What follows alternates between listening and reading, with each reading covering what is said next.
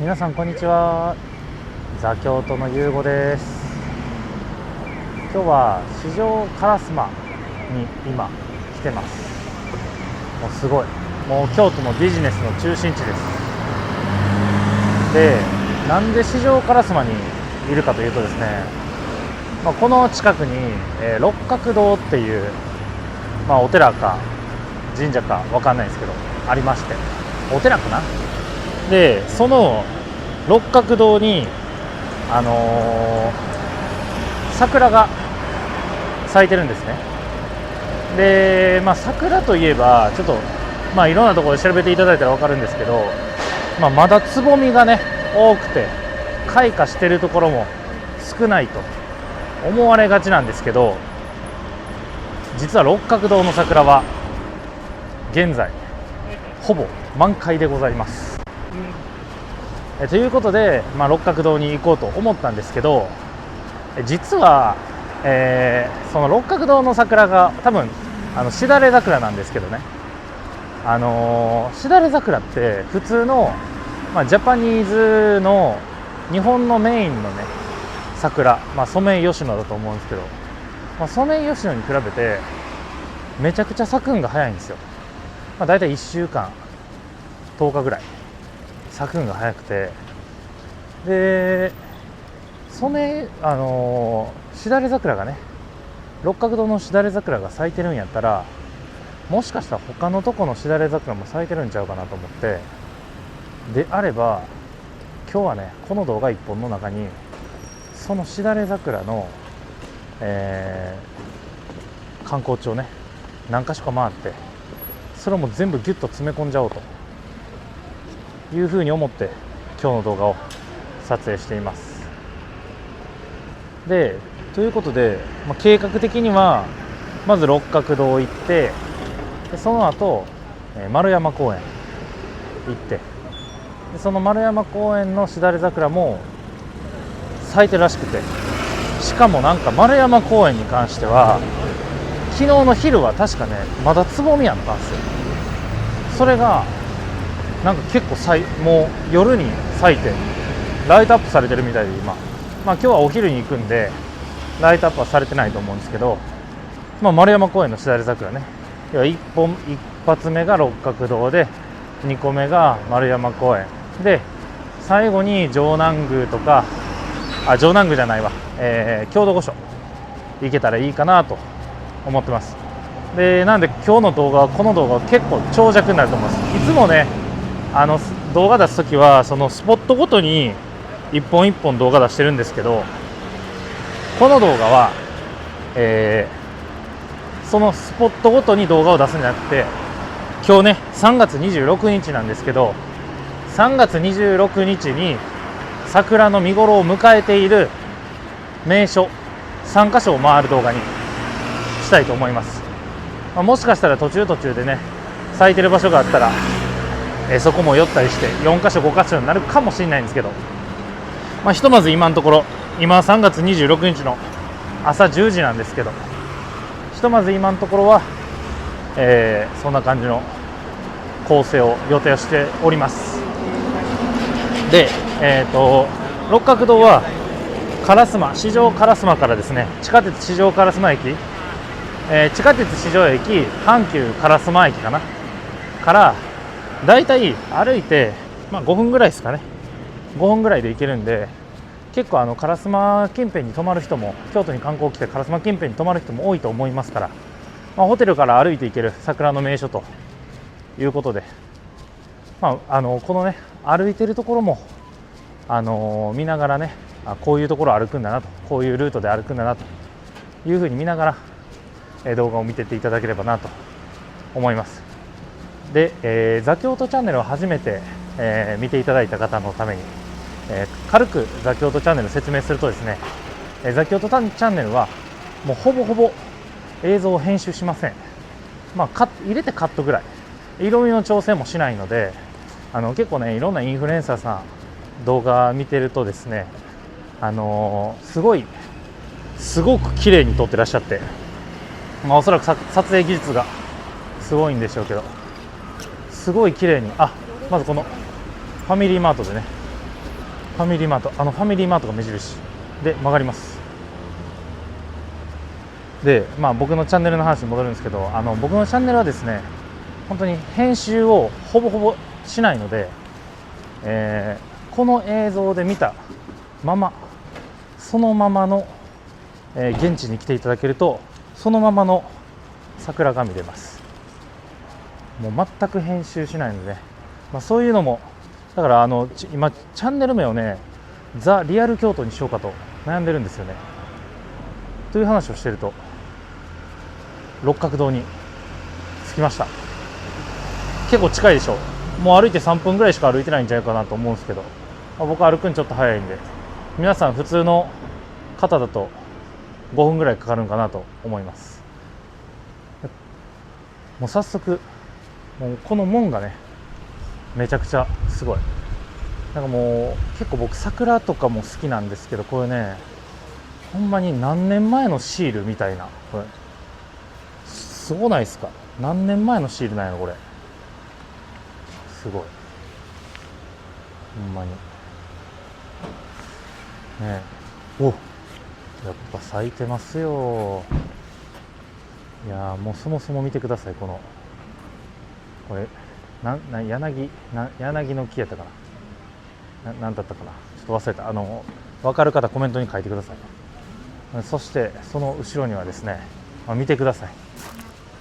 もうすごい。これも桜やん。これも桜やん。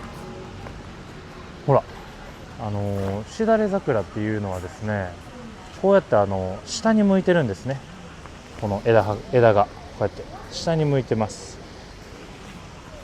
そういうのを日本語でなんかしだれてるって昔の人は言ってたんでしょうね。だからしだれ桜っていう名前になったと思うんですけど、見てください。もう満開です。満開。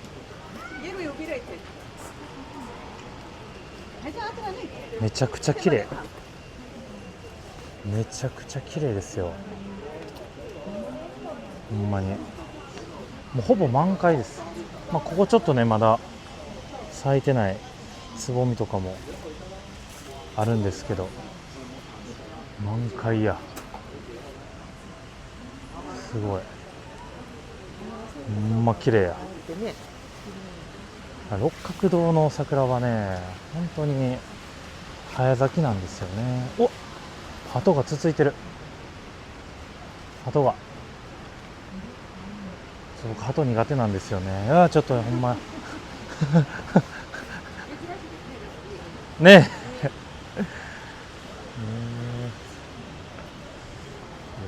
で、六角堂といえばですね、なんかよくインスタとかで公開されてるあそこに鳩がいる。ちょっとしかもぷくってる。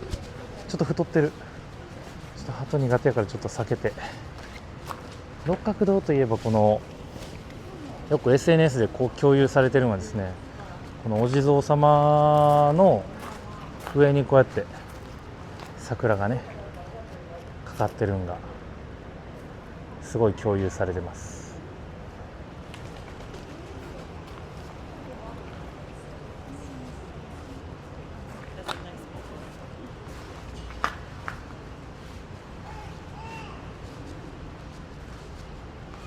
桜はですね、しだれ桜はこうやって下から見るんがすごく綺麗に見えます。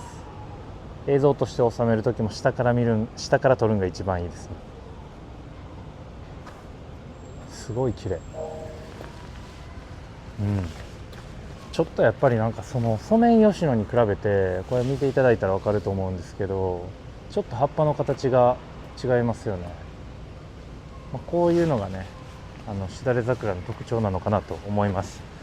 僕は別にその植物にめちゃくちゃ詳しい人間でもないんで、あんま詳しいことは分かんないんですけど、後ろこんな感じでお庭になってますよ。すごい。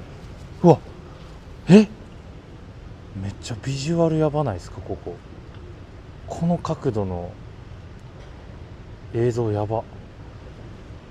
めっちゃいい。これ下から撮りたい。うわすごい。めちゃくちゃいいですよ。六角堂といえばここやろみたいな、すごい綺麗、これすごい綺麗なんですけど、これおそらくですね、この後ろがねホテルなんですよ。多分オフィス、ちょっと分かんないんですけど、その1階にカフェがあって、そのカフェでコーヒー飲みながら、このさっきのね苔と桜のフュージョンが見れるカフェ、こちらです。この今奥に、この桜の奥にあるんが、絶対この桜側の席座りたくなりますよね、こんなカフェ入ったら。なんていうカフェなんやろ。あ、しかも見てください、六角堂が上から一望できますって書いてある。すげえ、すげえな。ここなんていうカフェなんやろ。ちょっとそれも僕知りたい。皆さんぜひ興味ある方はちょっと調べていただいて。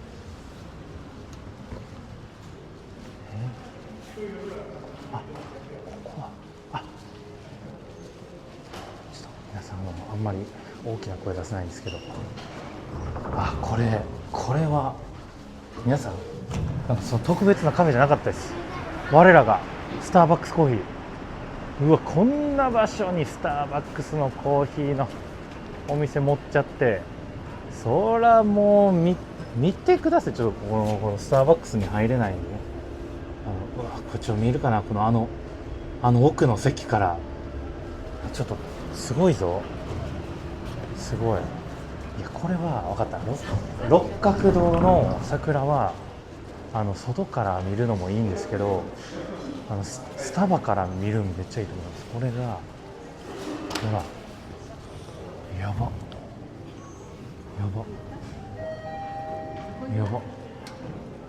コーヒー飲みたく、これすごい。いや、ぜひ観光に来たら、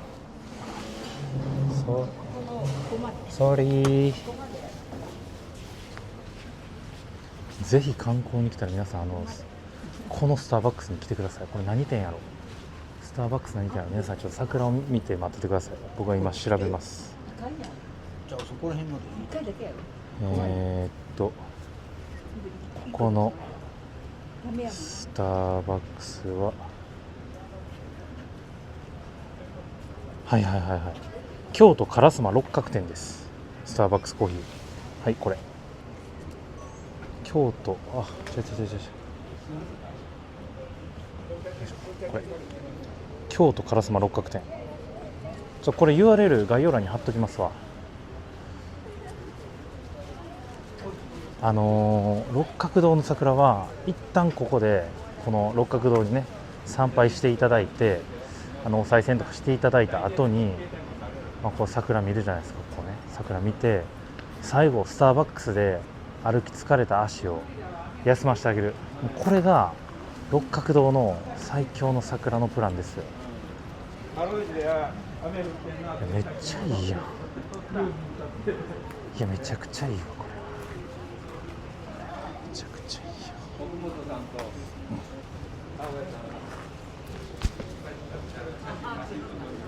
さあ、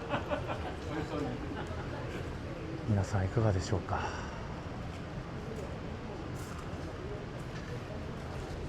ほんまにめちゃくちゃいいな。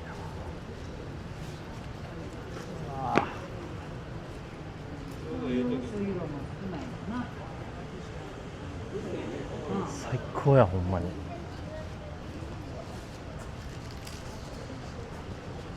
こうやってまだこうやって咲いてない、咲ききってない桜もありますから、これまだ見たら分かるんですけど、ほら、まだこうやってつぼみっていうか、もう咲きそうですけどね、ものもありますから、あとね、全然1週間ぐらいはいけると思います。逆に言うと1週間経っちゃったら、もう結構この六角堂の桜は散ってきて厳しいんちゃうかな。だから4月2日まで、六角堂の早咲きの桜は4月2日までやと皆さん思ってください。特にこっち側ね、こっち側の桜は4月2日ぐらいまで。おお、めっちゃ鳩いる。僕みたいにその鳩が苦手な人はちょっとここ六角堂はちょっと厳しいかもしれないですね。はい。というところで六角堂の桜もう一通り見終わったんじゃないでしょうか。他どっかあるかな。他もう一個ありましたね。でもこれも桜ですけどまだ咲いてないですね。まだもう少しっていう感じです。しかも鳩がやばい。ちょっと避難しないと。ということで、ここは京都、四条烏丸にある、皆さんほら写真撮ったり、ここは京都四条烏丸にある六角堂でした。まだ奥ありました。ちょっと六角堂の説明終わりそうになった。まだ奥あった。六角堂のみゆき桜っていうみたいです。みゆき桜の由来は長徳にね、1000年前の火山方向、ちょっとよくわかんないけど、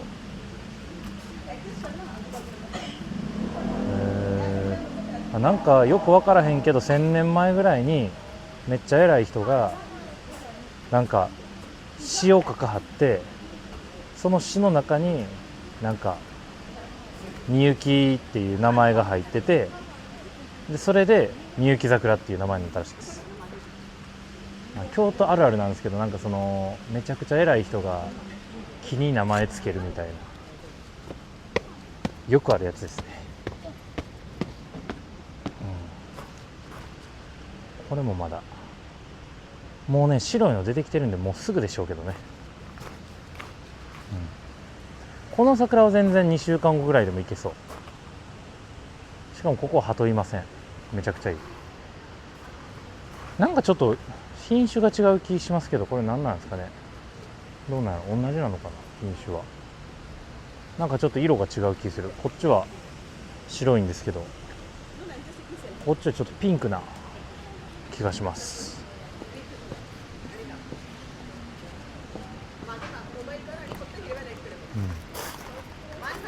観光客の方もすごい来てますね。いや、京都のね、今ホテル代も暴騰してますから、1泊に2人で2万とかも当たり前ですよ。本当にいいですね。本当に桜は綺麗ですわ。ほんまに綺麗。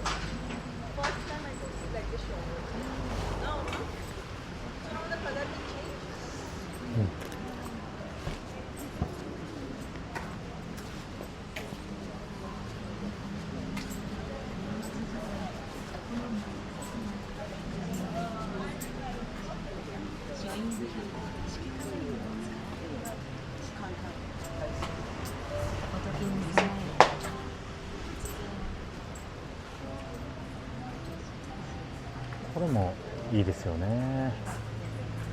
京都らしくて。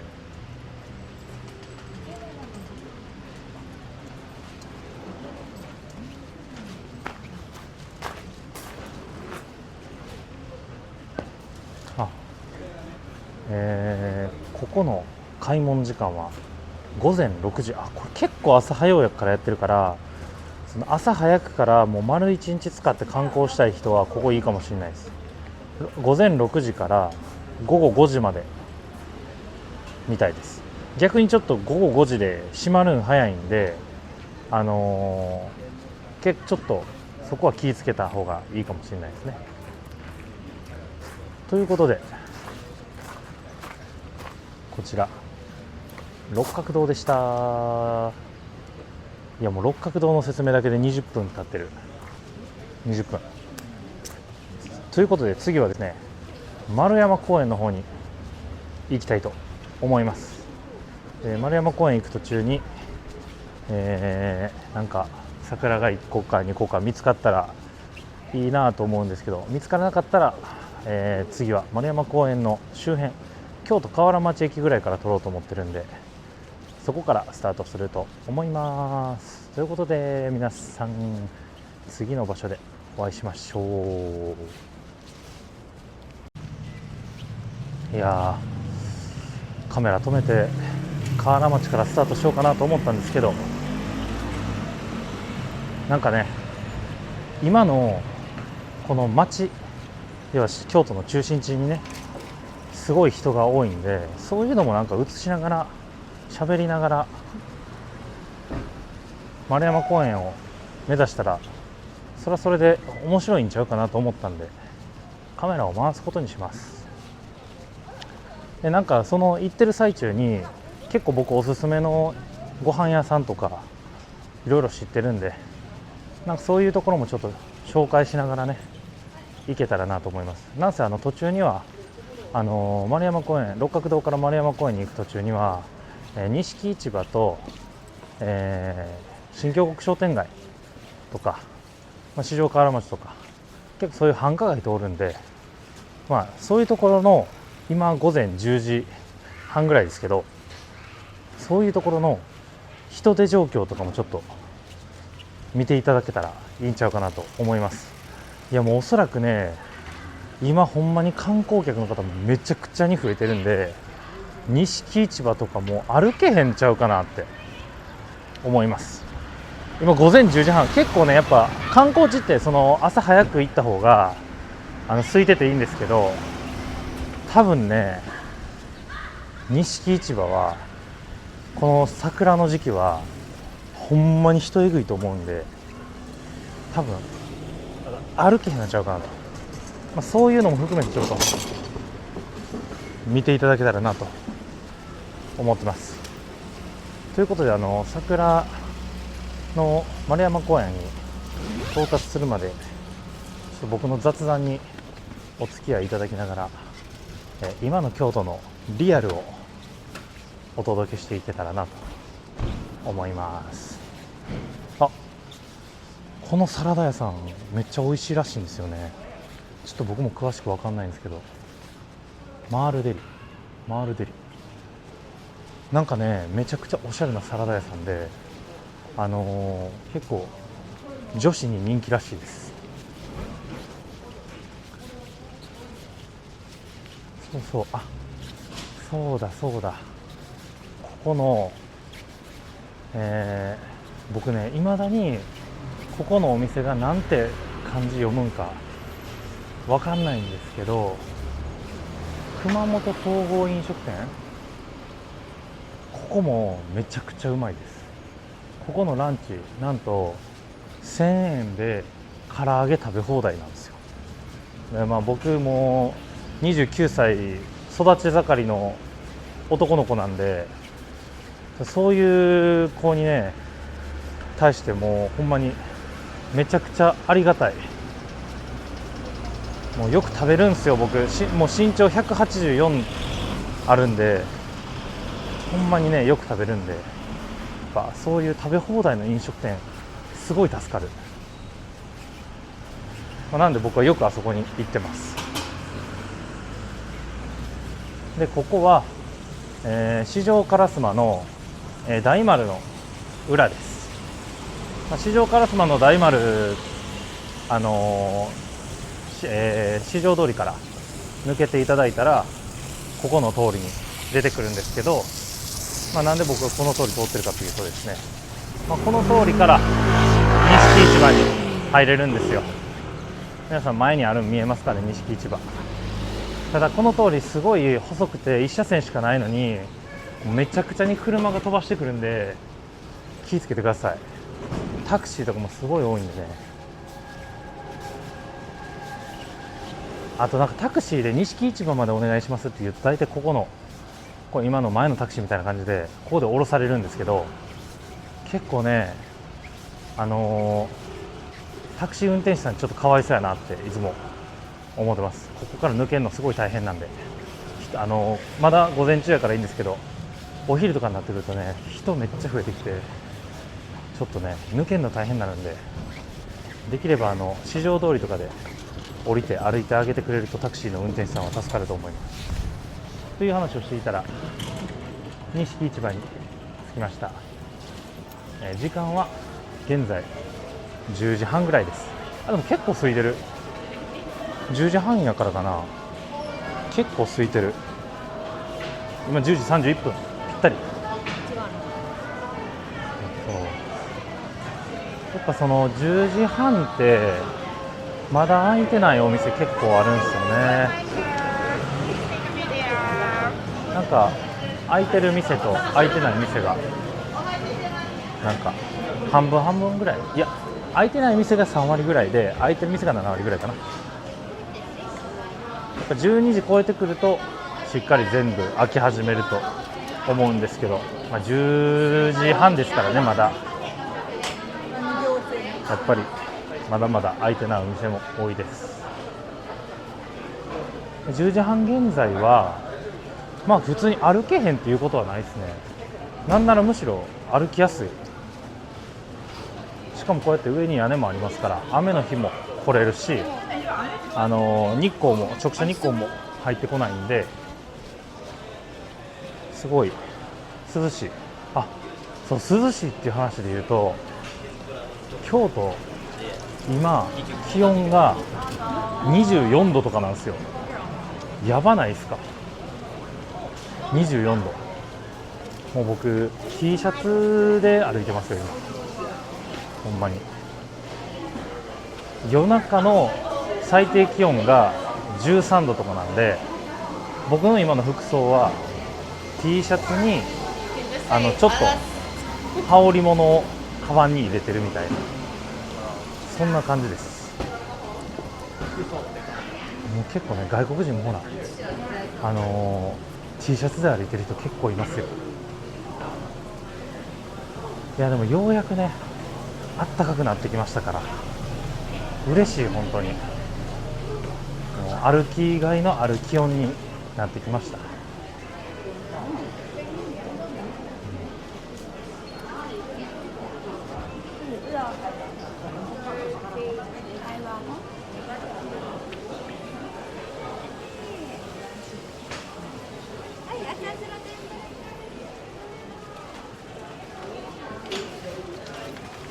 僕の大好きなカリカリ博士、もうたこ焼きがめっちゃ安いんですよ。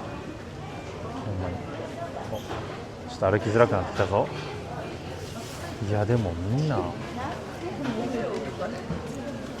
外国の人みんな T シャツやん。ち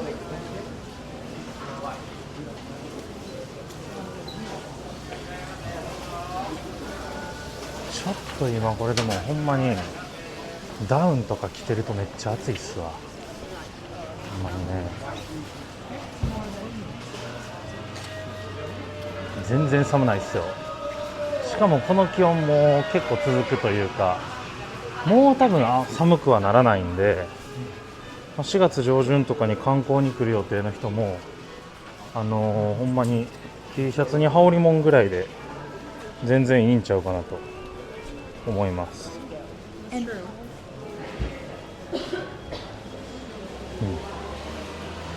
でも4月2日ちょっと寒そうだな。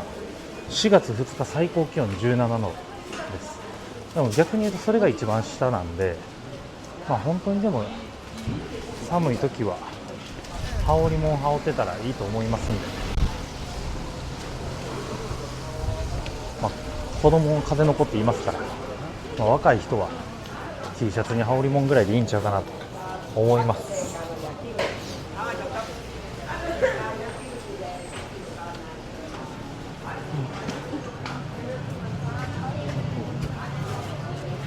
僕の大好きな生麩屋さん、ここほんまに美味しい。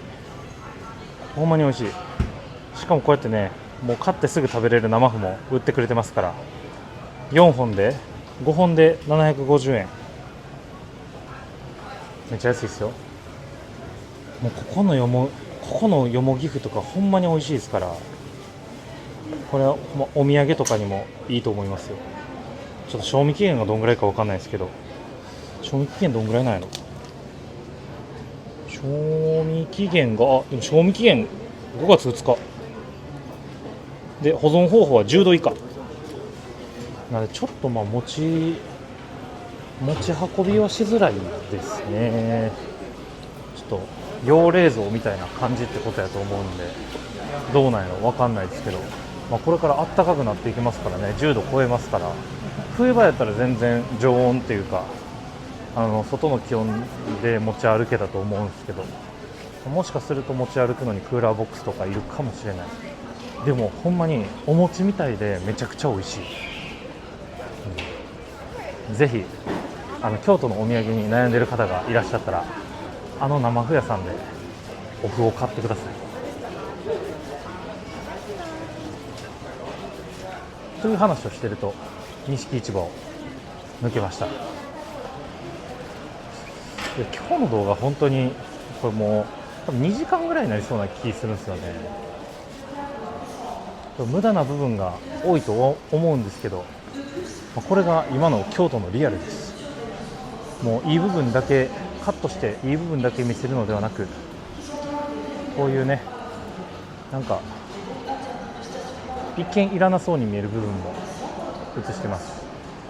やっぱこうやってね、時間帯の人出状況とか見てると、観光の時のスケジュールというか組みやすいなと思います。錦市場に結構今すんなり歩いてきたんですけど、もう日中それこそ2時3時とか、まあほとんど多分歩くんめっちゃ遅くなりますよ。僕の多分倍は時間かかると思いますね、通り抜けるのに。だからそういうのも含めてね、考えていただいたらいいんちゃうかなと思います。結構ここもね、昼間はもっと増えますよ。2時3時とかになるとこの道もすごい人で増えますから、どんどん歩きづらくなったりとか、特に小さいお子さんとかいるファミリーの方やと、お子さんとはぐれたりとかしちゃいかねないので、そこは気をつけてください。ここは新京極商店街っていうんですけど、やっぱりね、新京極商店街10時半ぐらいはまだやっぱ閉まってるお店も多いんで、人が少ないですね。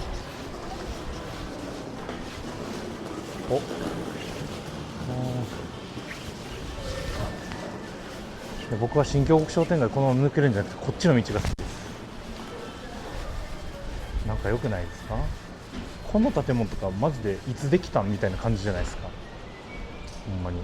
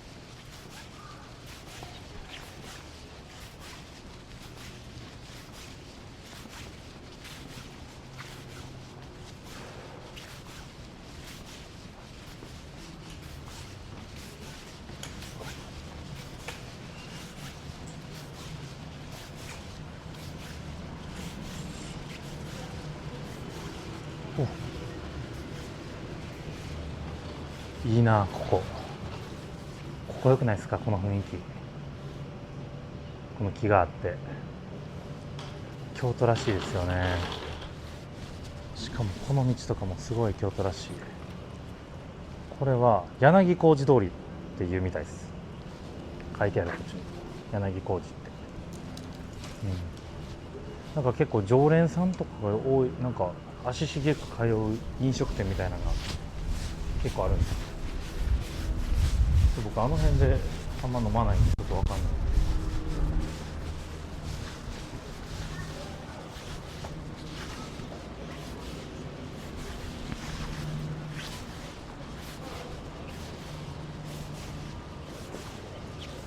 そんなこんな話をしてると、六角堂から錦市場を通り過ぎ、新京極商店街に入り、またそこを通り抜けて、我々はこの道を今通り抜けたら京都阪急京都河原町駅上の、高島屋前に到着です。通りの名前で言うと四条通りと河原町通りがクロスしてるんで、通りの名前は四条河原町です。電車の駅は京都河原町。実は僕が大学生ぐらい、10年前ぐらいまでは京都河原町じゃなくて四条河原町駅だったんですけどね、なぜか京都河原町駅になりました。そして四条河原町には陽光桜なる桜が咲いております。綺麗。河津桜かな。めっちゃ綺麗や。向こうもディズニーストアの前も咲いてます。やっぱ観光客の人は桜見つけたらとりあえず写真撮っておきたくなります。こちら高島屋。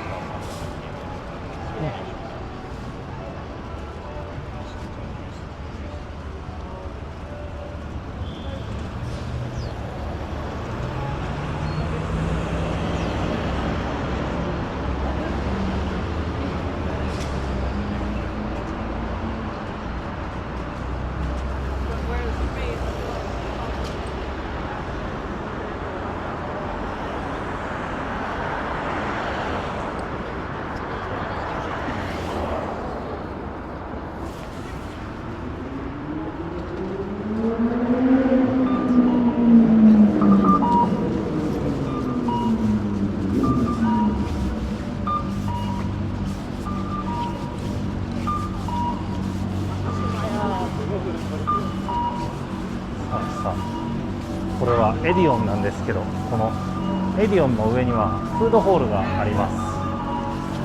こんな感じで、このフードホールが結構なんかいろいろあって、観光客の人結構ここでご飯食べたり、僕のおすすめは回転寿司があるんです。あったもりもり寿司。これめちゃくちゃ美味しくて安いんでおすすめです。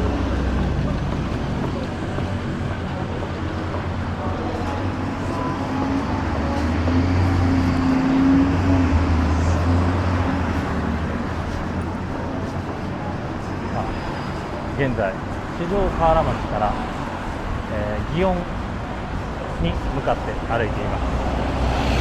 祇園には丸山公園があるんで、この丸山公園に向けて、丸山公園のしだれ桜に向けて歩いていま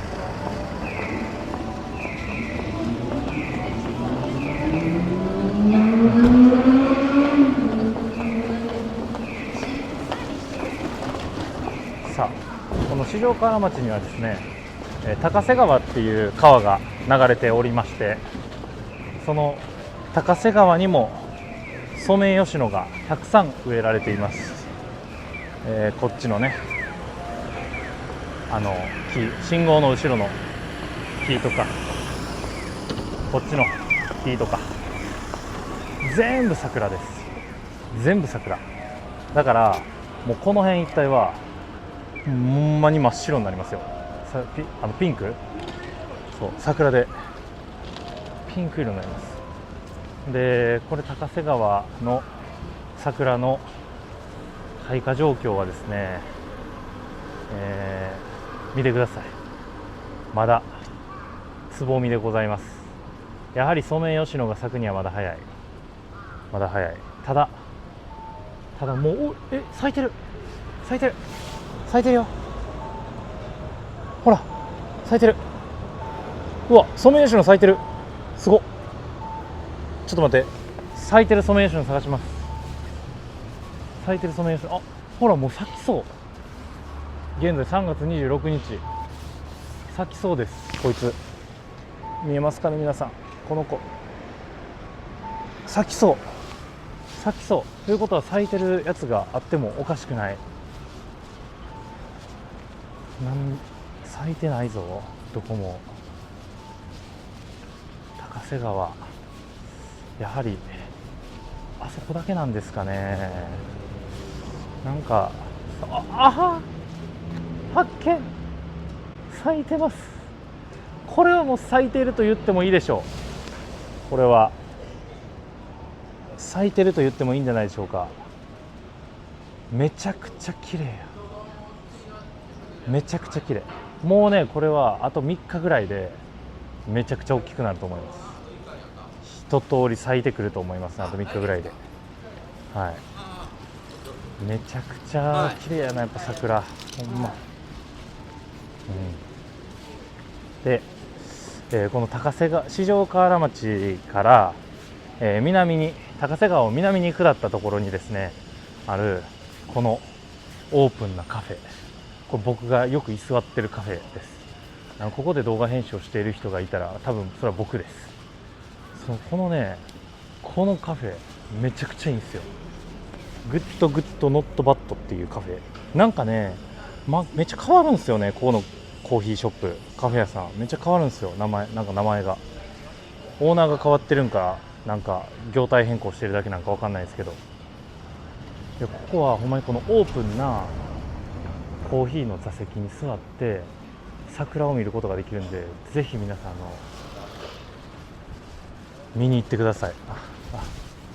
ということで、見に行ってくださいじゃなくて、コーヒーを飲みながら歩き疲れた足をカフェで休ませながらお花見をしてみてください。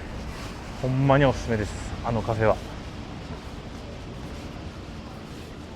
という話をしまして、高瀬川を後にしたいと思います。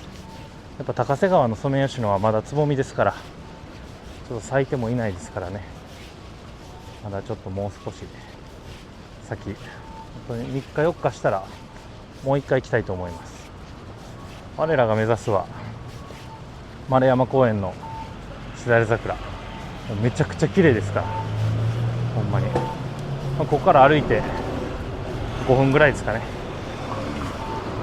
それを目指しますよ。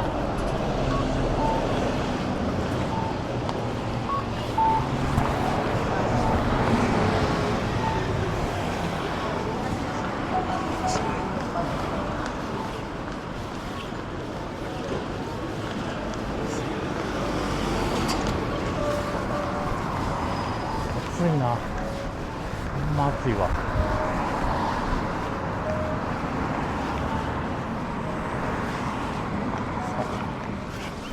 こちら四条大橋です。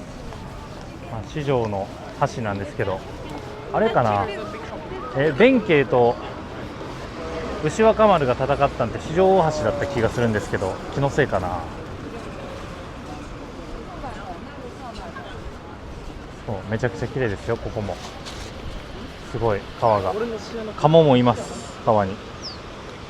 すごい綺麗で、ここら辺の木にも何本か桜があって、桜が咲くんで、皆さん鴨川を通った際はこの桜にも注目してみてください。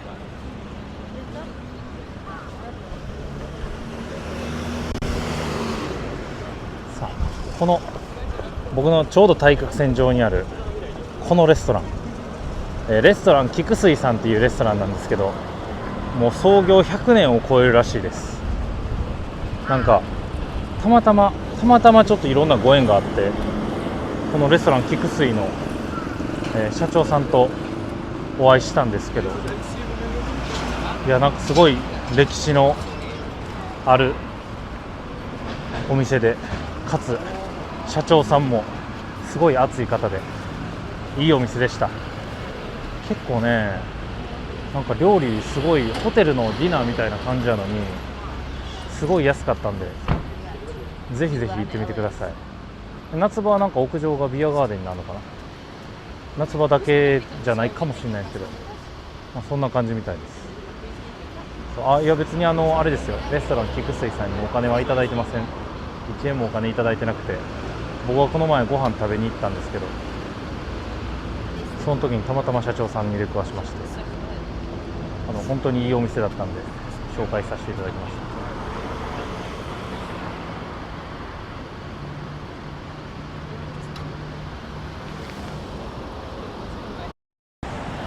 さあ信号を渡りましてまた進んでいきたいと思います。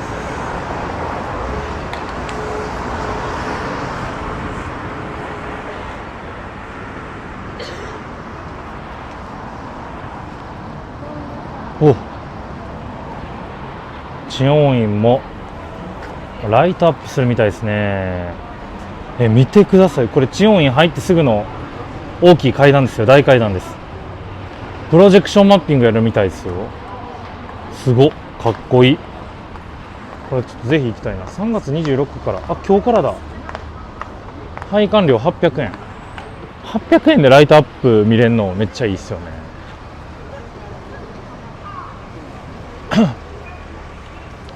いやー、ちょっとほんまに暑すぎてインナーまで脱いじゃいました。もう僕今 T シャツ、本当に T シャツ1枚で今歩いてます。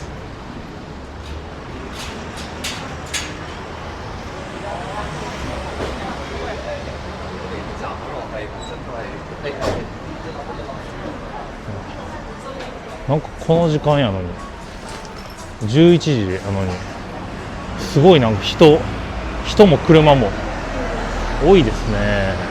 なんでやろう。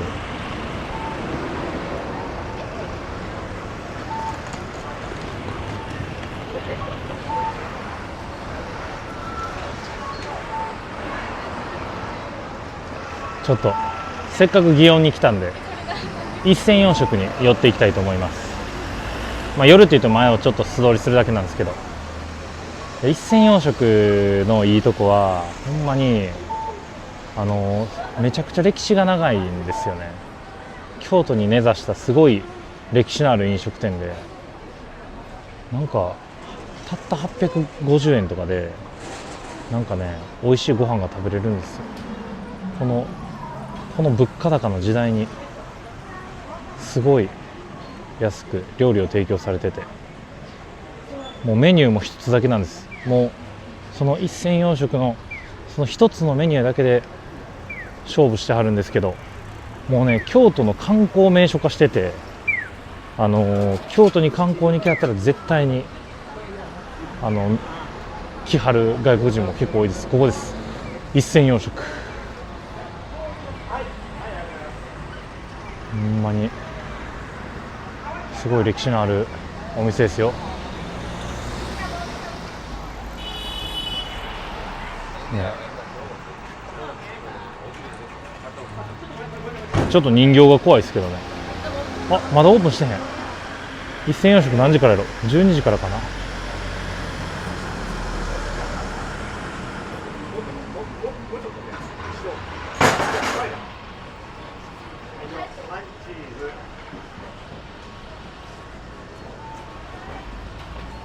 面白い。美人多し一旦停止。いやー、一銭洋食はね、なんかお好み焼きみたいな感じ。お好み焼きみたいな感じなんですけど、お好み焼きじゃなくてお好み焼き、薄いお好み焼きで、なんか和牛とかだし漬けしたこんにゃくとか、なんか野菜とか九条ネギみたいな、九条ネギなんかな、普通のネギかわかんないですけど、なんかネギとかいろんなもん包んでて、結構それ1枚で結構お腹いっぱいになります。なんか海外の人1人1個頼んではる人結構多いんですけど、もうなんかカップルで来はったら女性の方をなんか最後の方男性が食べてあげてるみたいな、結構そういうのも見かけるぐらい結構ボリューミーなんで、しかもこのインフレの時代に850円、安い、ほんま安い。ぜひ皆さんも行ってみてください。そして僕最近知ったんですけど、祇園にスシローができました。マジでこれは革命、僕の中で革命、ほんまに。もうねスシロー世界中にあるからすごいっすよ、ほんま。もう海外の方もスシロー知ってる時代になりました。いやもうぜひ海外の方、今見ていただいてる海外の方、スシロー知ってたらスシロー知ってるって母国語でコメントしてください。お、花見小路通りなんかするんですかね。すごい。第151回、年に1回してるとしたら151年の歴史ですよ。やば、歴史長。ほんますごいな。都をどり、ここは花見小路通りって言って、ここもここで結構有名なね観光名所なんですよ。ほんまになんかもう当時の街並みのままずっと残ってるみたいです。舞妓さんとかもよく歩いてはりますね、夜になったら。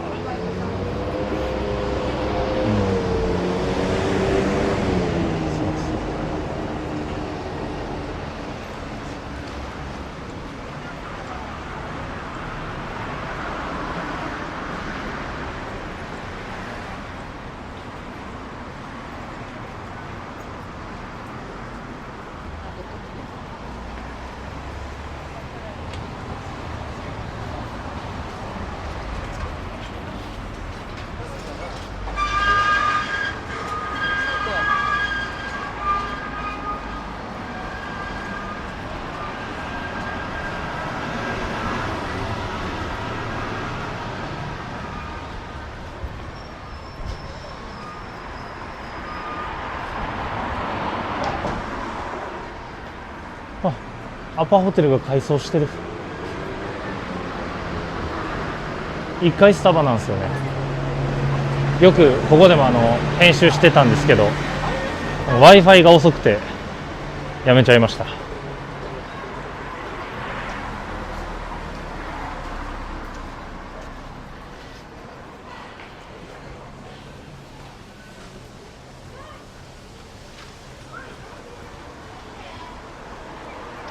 さあそんな話をしてたら丸山公園に到着しましたよ。皆さんも見えますかね。この奥にある赤い建物です。丸山公園じゃないね、これは八坂神社で、八坂神社の真横にあるのが丸山公園です。この奥ですね、僕らから見て奥にあるのが丸山公園で、今桜の時期なんで屋台とかも出てね、すごいいい感じになってきてますよ。ほんまにね、台湾の夜市みたいになってます。結構夜遅くまでお店やってはるんで、ぜひ皆さん行ってみてください。ただ今は朝やし、あんまお店やってへんのちゃうかな。やっぱりなんかその丸山公園、その八坂神社の裏のね丸山公園の桜といえば、皆さん結構お昼に見に来る方も多いんですけど、僕的にはちょっとライトアップの方が実はおすすめで、ライトアップの去年のライトアップの動画概要欄に貼っておくんで、ぜひ皆さん見てほしいんですけど、ライトアップの方が僕的には結構おすすめです。ただ昼の八坂神社の桜もね綺麗なんで、今日はそういうのを撮っていきたいと思います。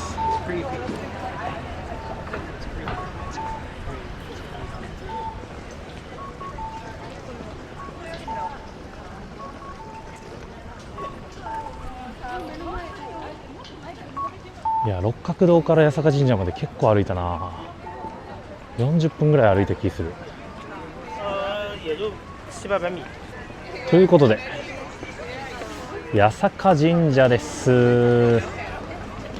八坂神社、いや、八坂神社の中にはなんかあんまり桜っていう桜はないんですけど、この奥の丸山公園がすごい量の桜が植えられています。で、ソメイヨシノから、しだれ桜までいろんなというか多分2種類だけか桜が咲いてるんですけど、うわ、でもすごい、見てください。もう今の時期すごい人になるから屋台の数がすごいな。昔はそれこそもっとあったんですけどね、屋台が。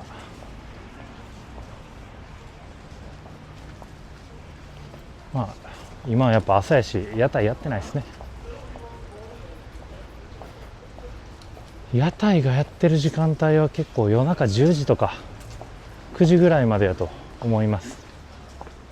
お店によってはその材料がなくなったら閉めますみたいなお店もあって、まあそういうお店やと結構閉まるのも早いと思います。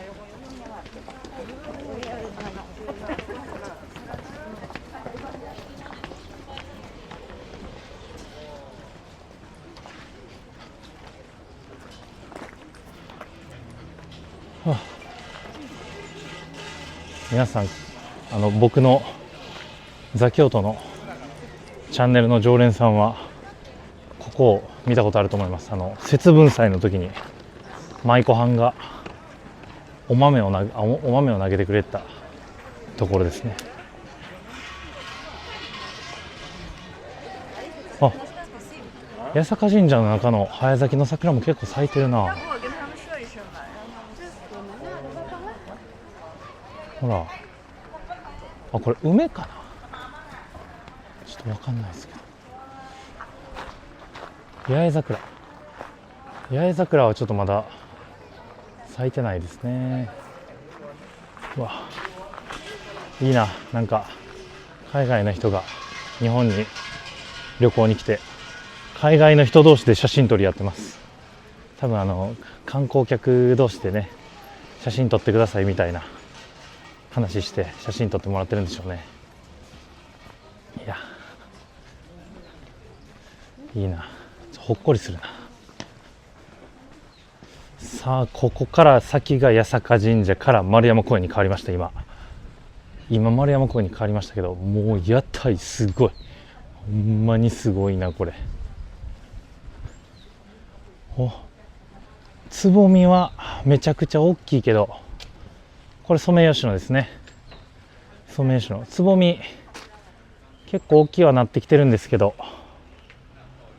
やっぱりまだソメイヨシノはまだって感じするな。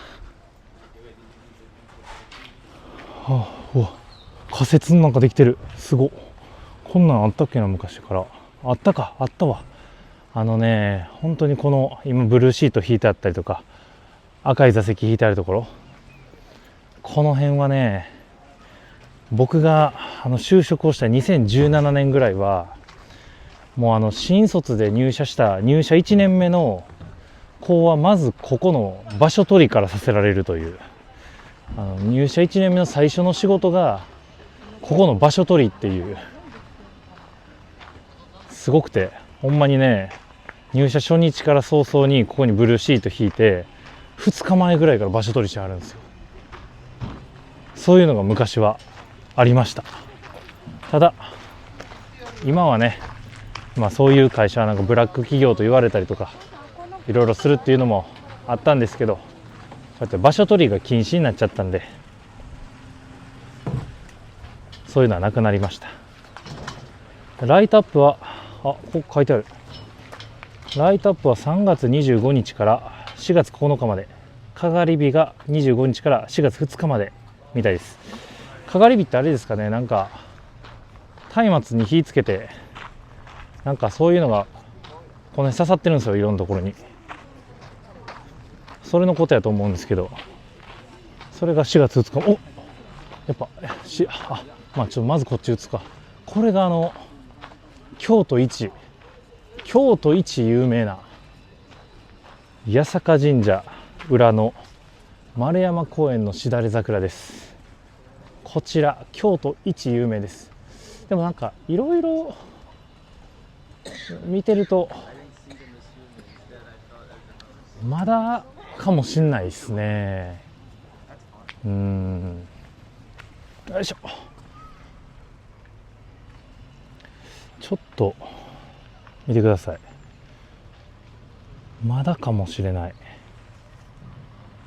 ウェブ上ではね、結構咲いてるっていう噂聞いて今日駆けつけてきたんですけど、まあ一部二部咲きって感じですね。やっぱほら上の方とか咲いてますわ。この辺とか咲いてる。まああとはその中央の一番大きい木じゃなくて、そのサイドに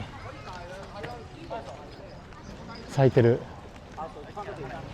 桜、これは咲いてますね。しだれ桜すごい綺麗やな。めちゃくちゃ綺麗や。あ、かがり火ってこれか。これだ、かがり火って。これだ、これ。ここになんか松明みたいなのが置かれて火がつくんですよ。ダウンとか着てる人、夜寒いからでダウン着てる人、あんま近寄って写真撮ろうとしない方がよくて、そこからパチンって火花が散ってダウンに穴開いたりするんで、なんでちょっと皆さん気をつけてください。これはさっきも言ったんですけど、25から4月2日までやるみたいです。でもやっぱ綺麗に咲いてますね。しだれ桜が六角堂と同じぐらい咲いてる。いや、六角堂の方が咲いてるか。それで言うとめちゃくちゃ綺麗や。もうほんまに僕は日本生まれ日本育ち、京都生まれ京都育ちなんですけども、海外の人からするとね、結構コメント欄で言われたりするんですけど、お前は日本生まれ日本育ちだから桜はもう飽きてんじゃないかみたいな言われたりするんですけどね、全然飽きないですから。ほんまに綺麗すぎてずっと見たいけど、もうね、日本でもほんまに、京都でもね、桜が咲いてるのって本当に2週間ぐらい。本当に満開の一番綺麗な時って本当に4、5日だけなんですよ。だからやっぱり365分の4、5日しか見れないんで 1% ですよ。だからね、結構見れる京都人からしても貴重なんですよね。こうやって綺麗に桜が咲いてるのが見れるのは。だからもう毎年、もう僕はもう桜の時期になるとこうやって丸山公園に来て、こうやって桜をね見るっていうのが僕の習慣になってます。今まではそれを見るだけやったんですけど、こうやって皆さんと共有しながらね、世界中の方と共有しながら、みんなと一緒に、皆さんと一緒に見れるんが今は楽しくなっちゃいました。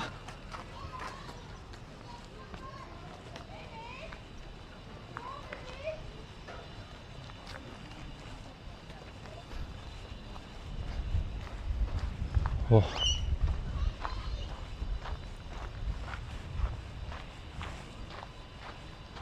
っちもすごい。うわ、こっちすごいな。うわ、今丸山公園来たらこのしだれ桜が一番綺麗かも。中央の一番大きいやつよりこれが一番綺麗ですわ。これね、また風吹くとこのなびくんですよ。で、なびくんがめっちゃ綺麗なんですよ、風で。今日そんな風吹いてないからちょっとしかなびいてないんですけど、めちゃくちゃ綺麗、マジで。ほんまに超綺麗やな。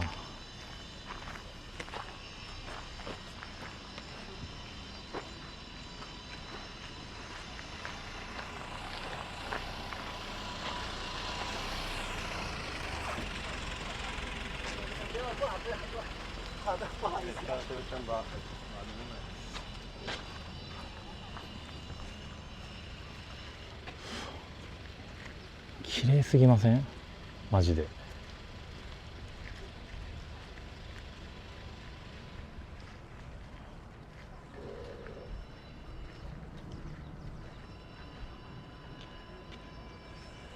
最高や。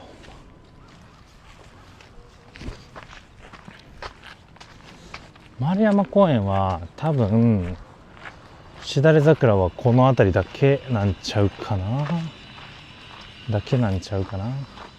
これももう桜ですからね。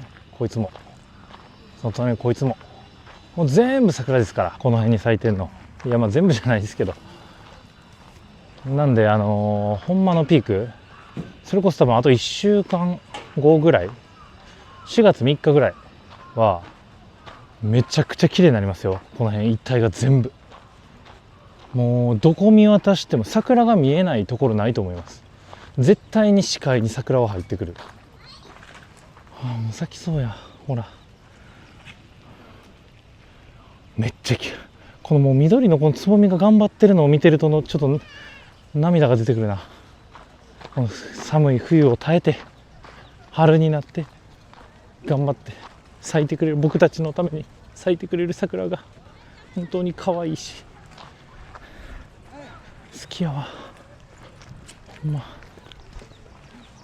あ、これはもしや梅ではないのか。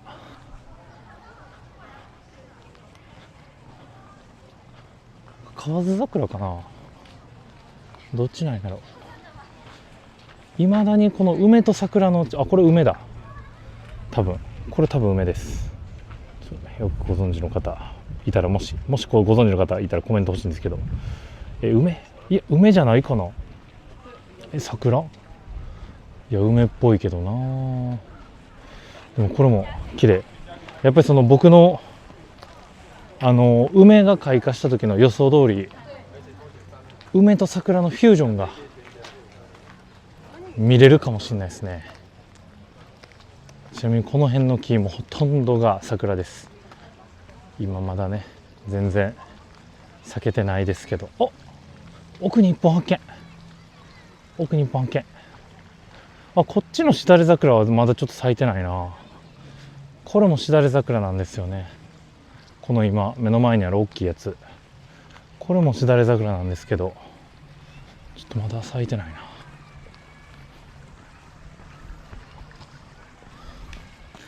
この川も良くないですか皆さん。癒されませんか本当。いやー、うわ、桜が咲いている。これも桜、もう本当にこの辺全部桜ですよ。楽しみやな、あと1週間。うわ、半袖半パンの人いる、すごいな。綺麗、綺麗すぎ、綺麗すぎます。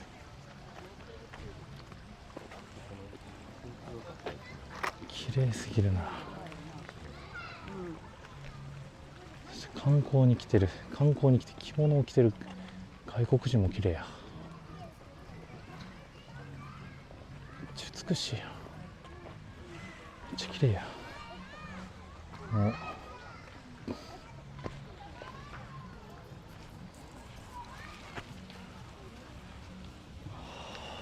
美しい。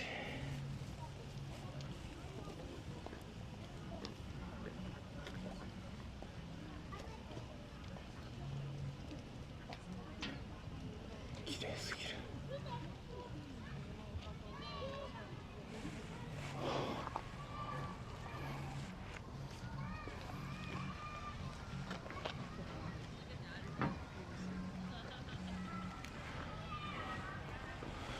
いや、丸山公園はこんなもんかな。お、これもしだれ桜だ。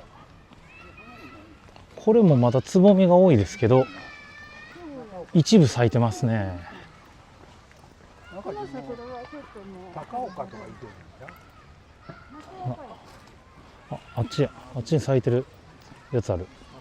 あ、こっちもこれも咲いてるわ。綺麗、ほんまに綺麗。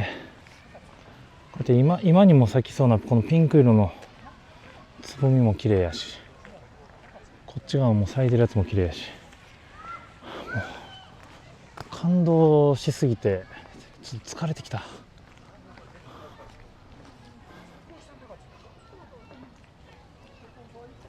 美しい、美しい、綺麗すぎる。あ、ミツバチもやってきてる。ミツバチもやってきてるよ。蜂蜜吸うんかな。止まってくれたら取るよ。なんか選んではる。選別してるわ。贅沢者め。あ、止まった。あ、クソ取れへんかった。やっぱその美味しい花、桜の花と美味しくない桜の花があるんですかね。すごいなんか蜜をもらうために花を選別してました。美しい美しい。いや美しいな。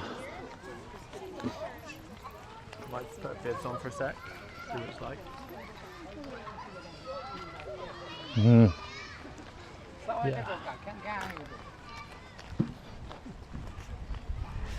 いやでも桜、咲いてる桜はこんなもんですかね、丸山公園は。うん。いや、丸山公園結構桜咲いてますね。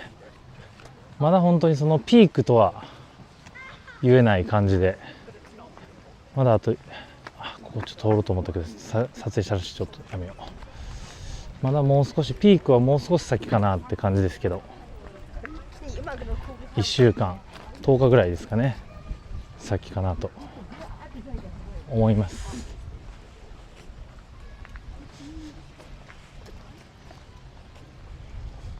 っていう感じで、ちょっと丸山公園の方はこんな感じだと思うんで、最後ね、中央の一番大きいしだれ桜の方を移して、次の京都御所の方に行きたいと思います。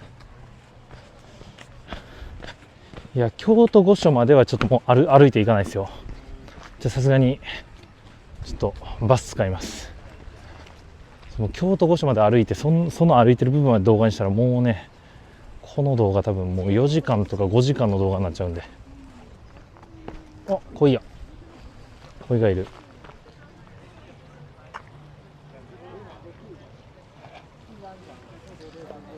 カメラの充電もだいぶなくなってきましたしね。もうあと 10% だって、やばい。充電しないと。さあこれが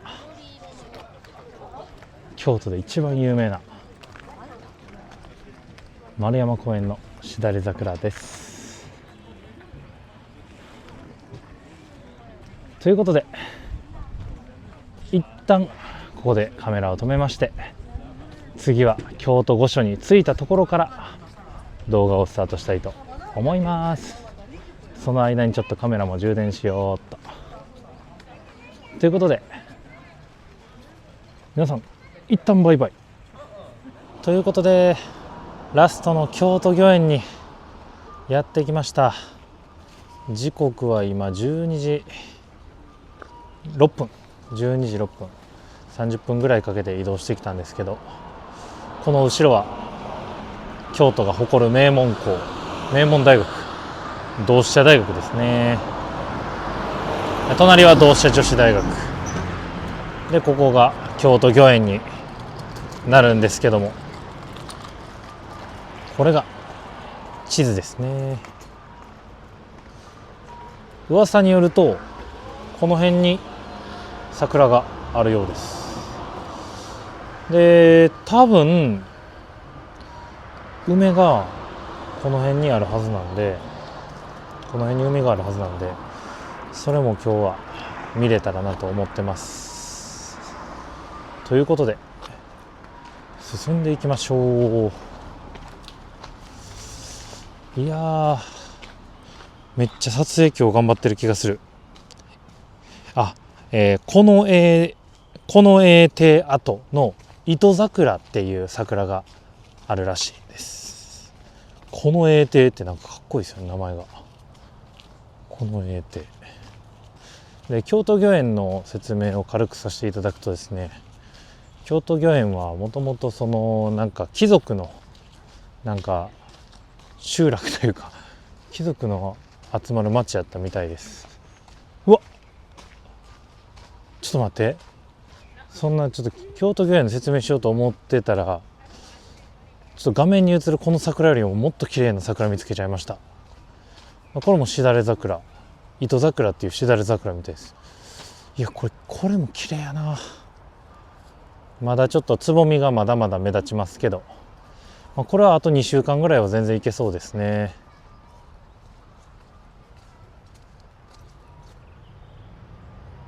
うん、いい感じ。京都御苑のいいところはタダですからこれ。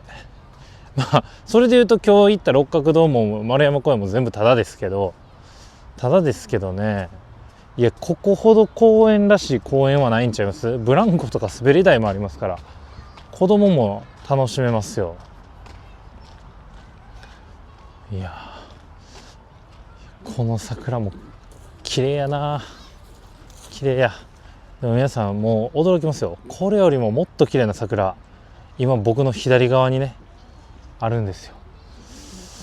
それはちょっとねそれも映すんで一旦ちょっとねここの桜を見てからにしましょう。うわー綺麗や綺麗や。もうほんまに綺麗や。いやもうこんなんめっちゃ癒されますわほんま。もうでもちょっとほんまにさっきの桜よりももっと綺麗な桜見つけました。こっちです。こっち。うわ飛びに注意。飛びに注意です。あとブルーシート引いたり宴会したりするの禁止みたいです。飛びに注意。いやもう見えてますけど奥の方にすごいっすよこれは。やばいな。ブルーシート引くん禁止って書いてあるけどでもちょっとぐらいですよ。いや僕が言ったらあかんなそういうことは。いやでも引きたなるよな。ビール飲みたい。ここでビール飲みながらたこ焼き食べたい。綺麗マジ綺麗。すごいっすよ。やばないですかこの迫力。画面に収まりきらないんですけどすごっ。ほんまめちゃくちゃ綺麗や。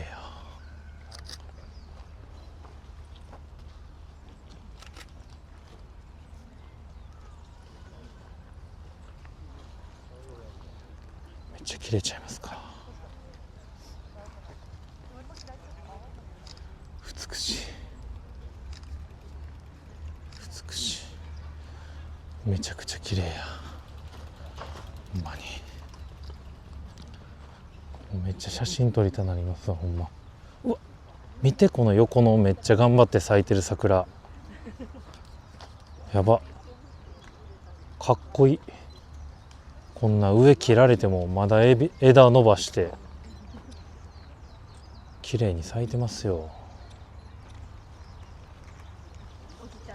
美しいなほんま。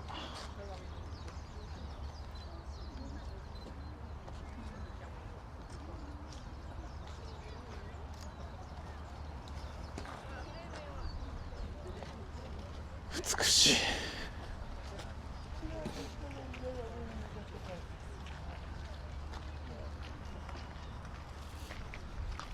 なんかある。なんこの建物。カフェやすげえ。このしだれ桜も咲いてきてます。どんどんめちゃくちゃ綺麗やなほんまに。めっちゃ綺麗やん。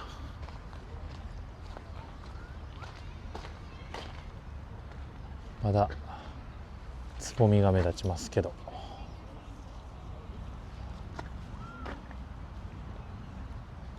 綺麗やな。これはもうすぐ咲くソメイヨシノですね。いろんな種類の桜が京都御苑にはあります。美しいな。これもめっちゃ綺麗やなほんま。綺麗ほんまに。いやもう我々のチャンネルザ京都はですね、何も映像に色味の変更とかね、編集を加えませんから、皆さん来ていただいたらまんまこの映像を見ることができます。ほんまに綺麗やね。もうザ京都じゃなくてザリアル京都にしようかな。ほんまに美しい、美しいですよ。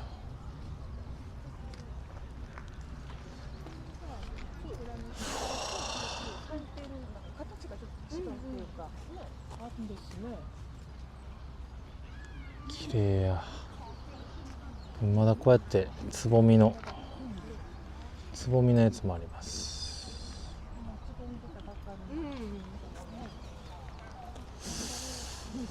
いやでも京都御苑もこれからっすね。なんか一本だけほんまにほぼ満開に近いこの子ね、この子とこの子がほぼ満開に近いですけど、それ以外はまだまだこれからですから、ほんまに京都御苑ぜひ皆さん今来ても楽しめますし、1週間後2週間後でも全然楽しめると思います。ぜひ来てみてください。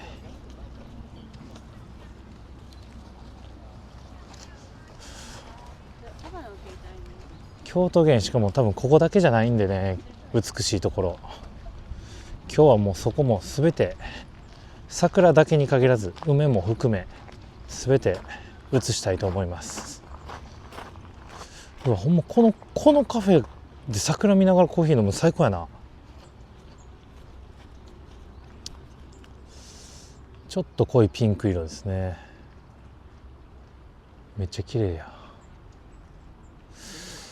美しい、本当に美しい。しかもあったかい。もうちょっとこの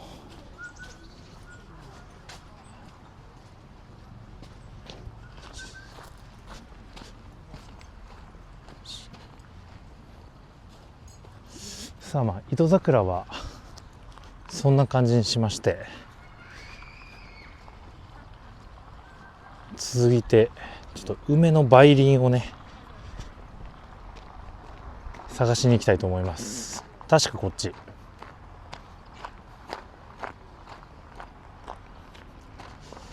いや桜綺麗やな、ほんま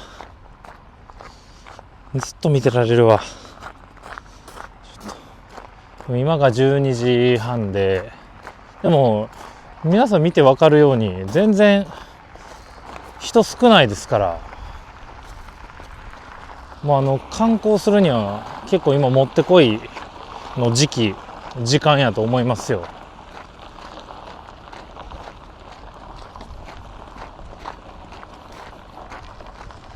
海外の方とかね、ぜひ京都にいらした際は京都御苑来てみてください。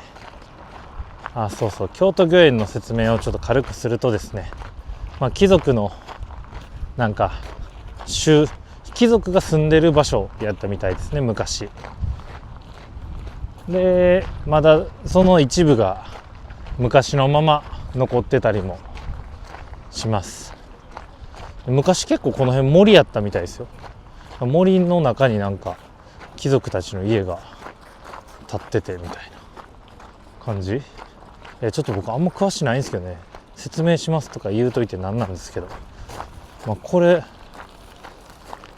いやほんまでもめちゃくちゃこういうなんか高い塀とかで囲まれたこの建物も実は中入れるんですよ。だからそういうのが気になる方もいたらぜひ入ってみてください。いやこのソメイヨシノ見てもうこの緑のつぼみ、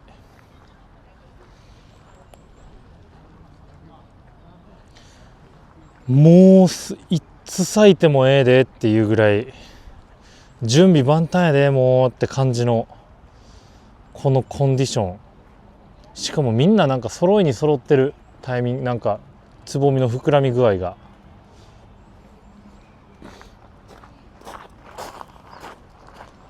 いやええな、ほんま最高やわ。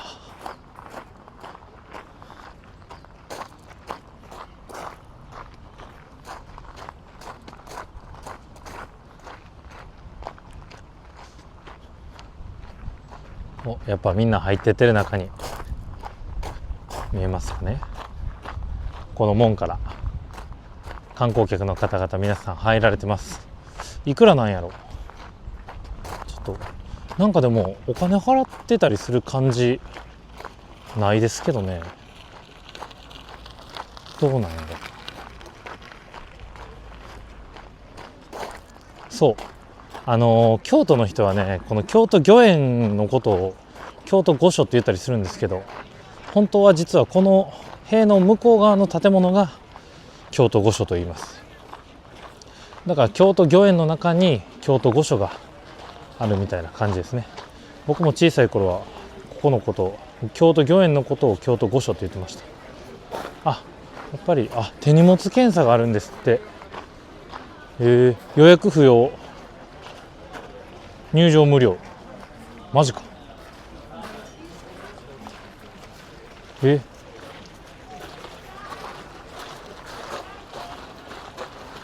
はいはいはい、注意事項。撮影したらあかんって書いてない。行ってみよう。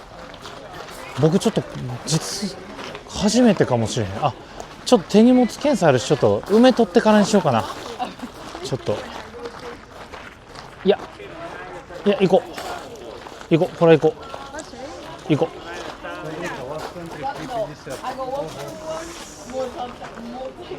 ちょっと手荷物検査がすごいめんどくさいなと思っちゃったけど、まあいいや。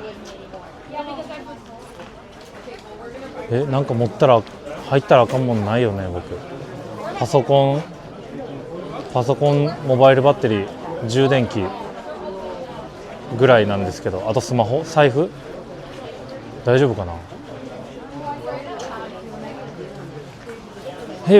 僕京都生まれ京都育ちなんですけど、この中入るん初めてかも。ちょっと楽しみ、ワクワク。ドローン、遠いドローン持ち込み禁止。よいしょ。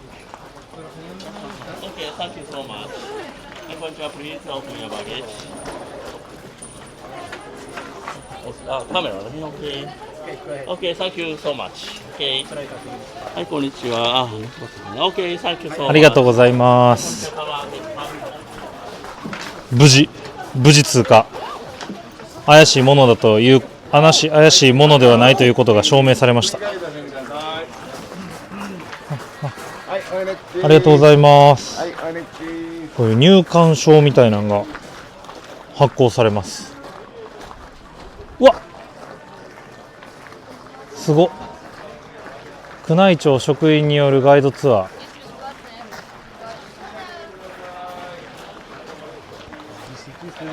ー。なんかね、僕前天智天皇の古墳に行った動画で宮内庁のことを宮内庁って連呼してめっちゃコメント欄で怒られました。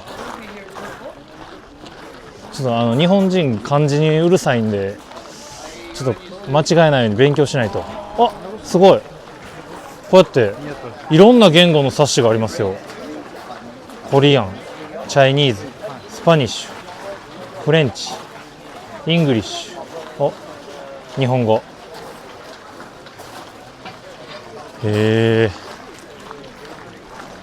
いや嬉しい、こんなグローバルな感じで。しかも無料ってやばない？これ松が綺麗。いや、桜の動画なのにちょっと松取っちゃってる自分がちょっとどうなんかなと思ったりするんですけど、ちょっとまあこれもちょっとザ京都ということで、桜のねいい部分だけをギュッてまとめた動画じゃなくて、我々のチャンネル名はもうザ・リアル京都なので、今のこのね綺麗な部分だけ映すのではなく、これ隅っこのねあまりカメラに映されない部分まで撮っていくというのが我々ザ・リアル京都です。こんなんすごないですか。なんなんこれ。これ多分倉庫だと思うんですけど、すごいな。かっこええ。多分ほんまに何百年の歴史のある倉庫なんでしょうね。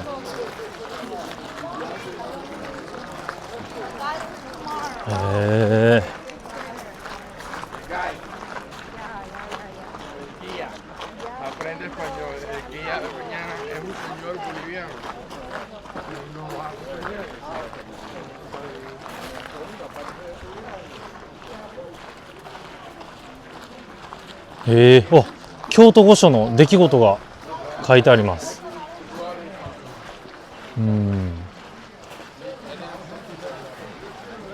794年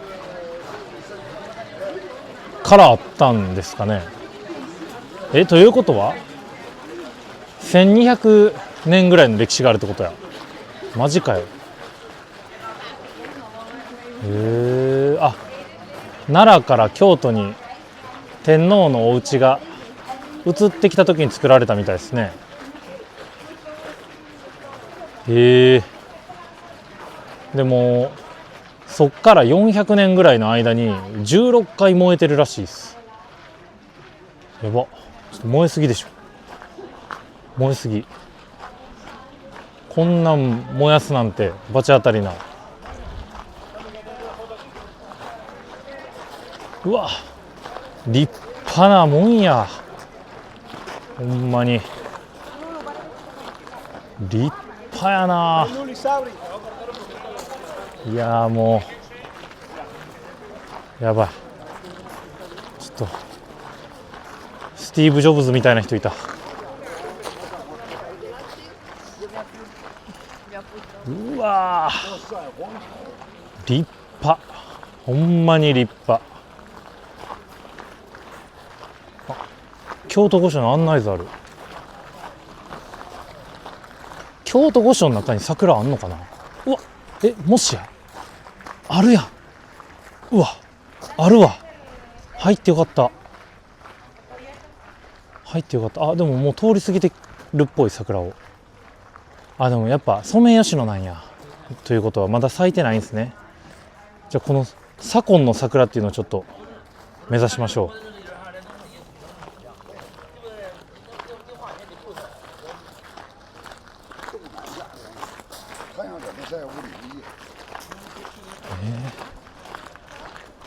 こんな城に住みたいな。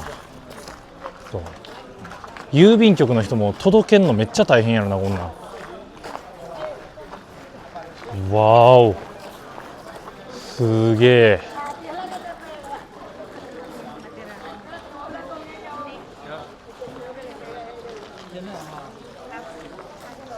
初代部の間というみたいですね。参内したものの控えの間。なるほど。だから来た人の休憩室みたいな、待合室みたいな感じってことですね。だから僕がここに住んだら友達が家に来た時はまずあそこに通されると。ちょっと待って、中見えるやん。中見えるやん。だからもうこの友達がこの門から入ってきて、まずちょっと一旦ここで座って待っといてみたいな、お茶でも飲んで待っといてみたいな感じになるってことや。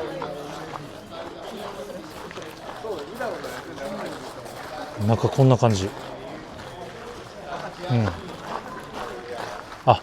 なんとかの間って一つ一つ部屋があるんや。これは鶴の間っていうらしいです。ほんまや、鶴いっぱい鶴がいる。こっちは何？こっちなんや。虎の間。これが虎みたいです。やば。僕京都生まれ京都育ちやのに一回も来たことなかったさ。ここすごっ。これは桜の間。確かに壁に桜書いてあるわ。かっこええな。友達来たら桜の間で待っといてみたいな感じってことですね。桜の間にちょっとなんかゲームスイッチとか置いといて、その桜の間でちょっとみんなで待ってる間ちょっとなんかゲームしといてもらう、桃鉄しといてもらうみたいな。あ、これ桜や、これ桜や、さっき地図に書いてあったやつや。一輪だけ咲いてる。これ桜ちゃう、桜っぽいけど、桜っぽいけどな、これは桜っぽいですよ。どうなんですか、これ桜でしょ。まだ咲いてない。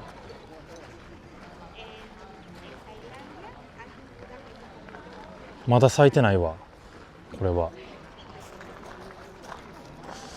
ちょっとだからこの御所の中の桜見たいっていう人はもうあと1週間後ぐらいですね。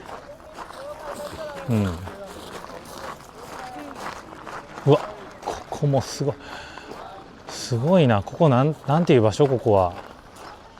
ここが僕が住んでいい部屋かな。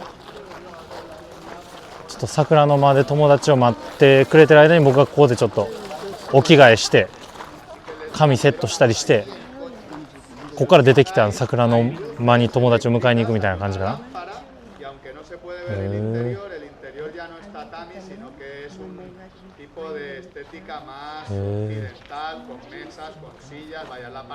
玄関やって。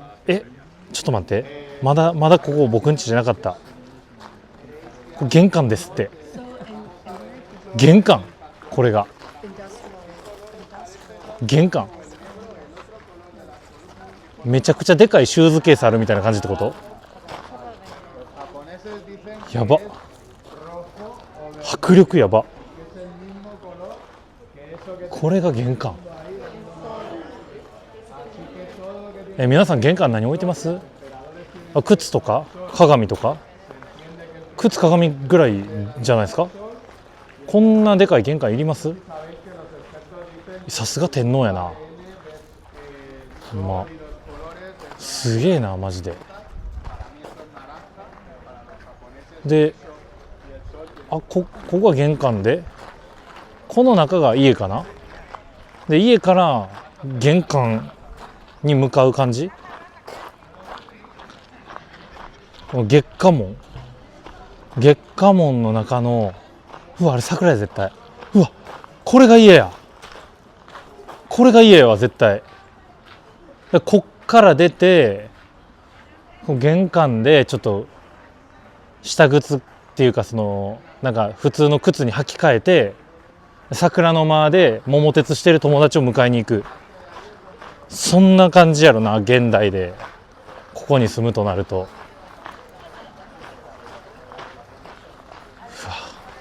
これ無料ってやばないですか？どうなってんの？中入れるやん。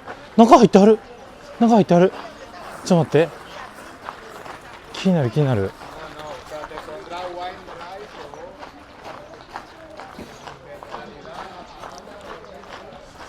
やばい、なんか京都観光に来たみたいや。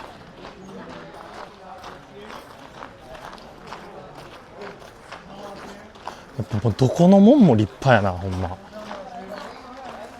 これが至神殿、最も格式が高い正殿であり、即位礼など重要な儀式がここで行われた。なるほど。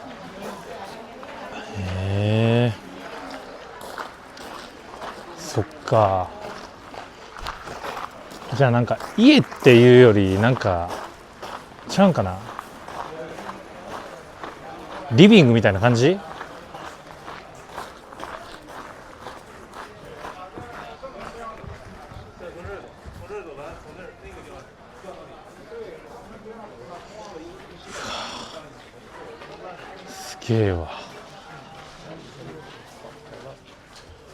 すげえわ、すげえ美しい。やばっ。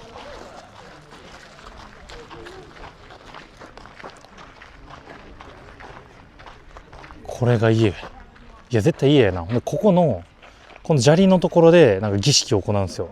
下々の民たちがなんか出てきて、おはようございますって言いに来るんや多分。社長室みたいな感じか。でかすぎ。いや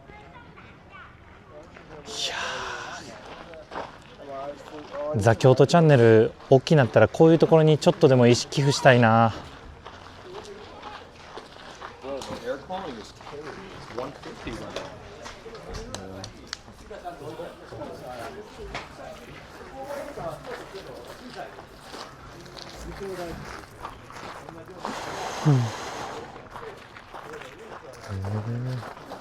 あ、獅神殿のさっきの大きい獅神殿の中こんな感じらしいです。でこの多分この中になんか人が寝てたり天皇が寝てたりするってことでしょ。だから言ったらこれが寝室みたいな感じってことですかね。これは天皇がちょっとこの辺でくつろいではってみんながちょっと挨拶しに来るみたいな。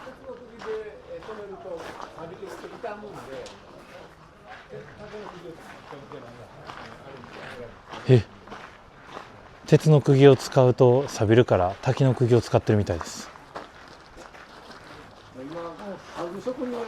檜皮葺屋根。あ、屋根なんやこれ。これ屋根ですって。屋根の断面こんな感じになってんや。あ、で竹の釘って言ってたのこれか。すごすぎ。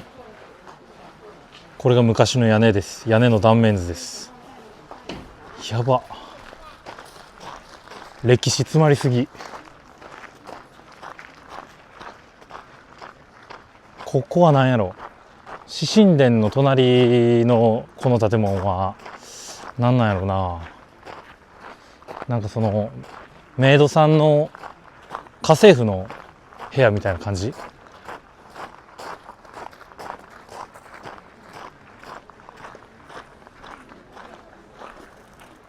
あ、儀式を行うためのもんですって。あ、結構だからちゃんとした場所なんや。ここもまたすごいな。かっこええな。いやそれにしても広すぎでしょ。まあもうこれがもう地位と権力の象徴やったんでしょうね。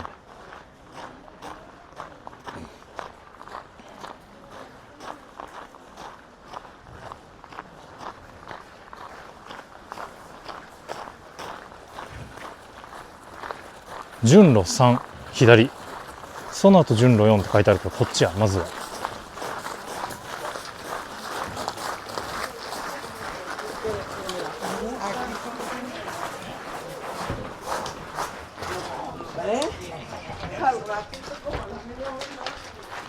おお、あ、これ獅神殿の中やん。すごっ。これがだから通用口みたいな感じ。その廊下ですよこれが。すごいな。すごい頭上注意。いや確かに僕184センチなんですけど頭打ちそうやわ。こんなとこから顔出さはるんでしょうね、そのお偉いさんが。僕はもうこうやってお辞儀して「はは」って言って、もう僕はもう長いものに巻かれるタイプなんで。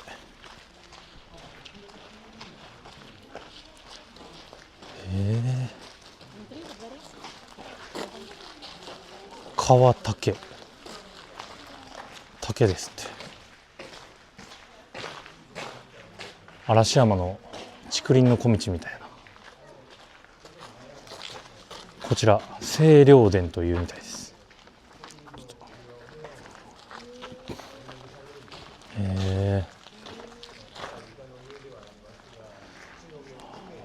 もともと天皇が住んでたけど1590年からは儀式の時に使うようになったみたいです。なるほど。と中アップしますか。すごいな。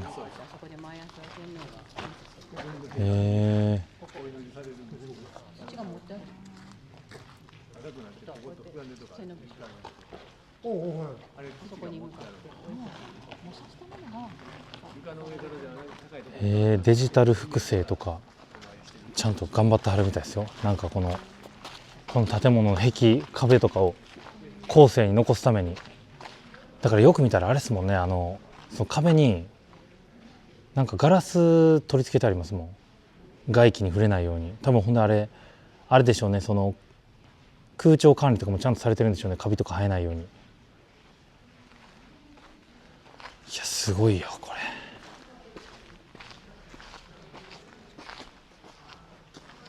すごい迫力が。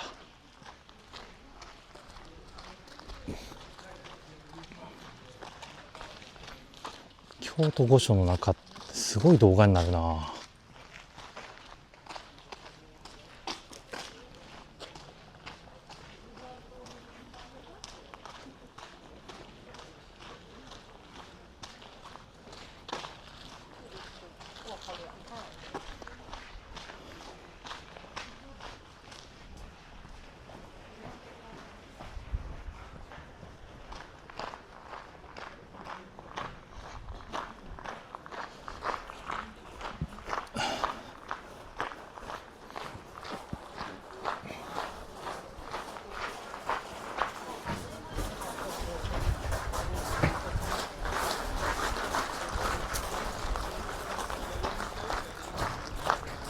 さあ順路4です。おお綺麗なお庭や。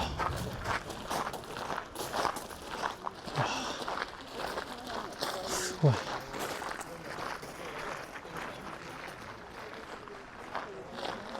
橋も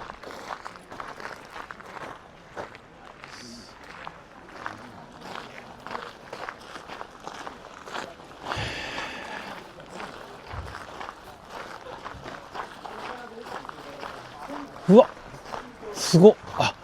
あんな感じやったんや昔。ちょっとここ皆さん見えますかね、この中。なんか天皇が挨拶されてる時の絵が描いてあります、壁に。いやーこれでもぜひ皆さんここに来て見てほしいな。ちょっとカメラではなかなか綺麗に映せないザ・リアル京都なんで。うわせこ、あそこにウサギ入っとる。この綺麗な庭の中に。せこいな。でもめちゃくちゃ綺麗。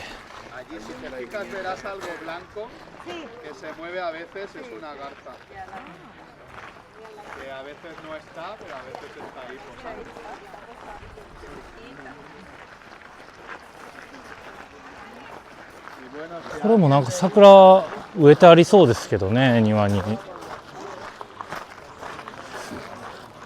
まだソメイヨシノなのかわかんないですけど、まだ咲いてないですね。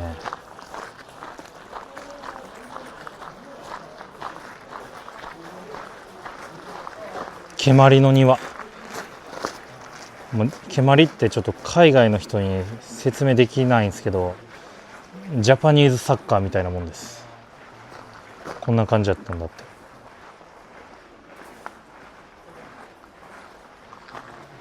お学問所、勉強する場所か。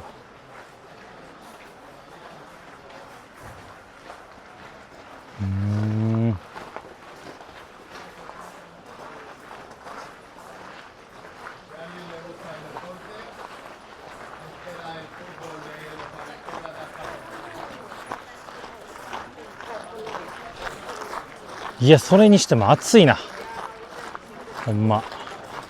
これ短パンでいいかもしれへんわ。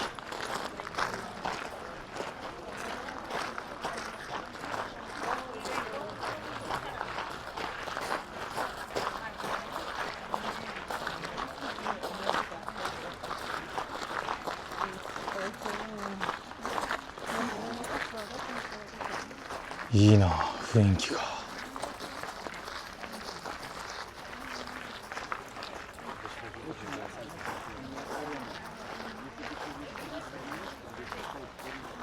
お、これはもしや桜なのでは。まだつぼみだ。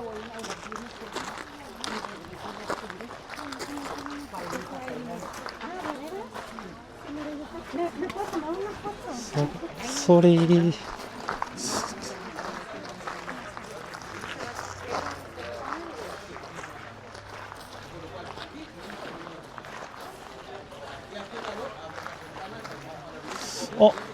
あ、梅、いや桜やな。これは何桜だろう。ちょっとピンク色のが咲いてる。いやこれ梅だな。もう梅が散りかけてるんだ。散りかけてても綺麗やな。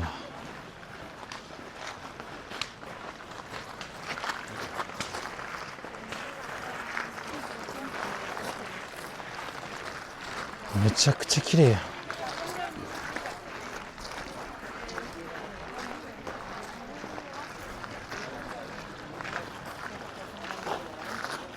後ろの建物もすごい迫力です。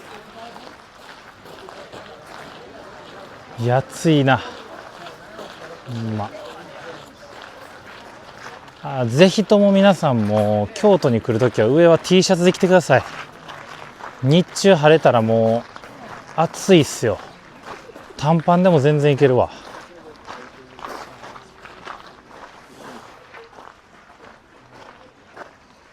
雰囲気が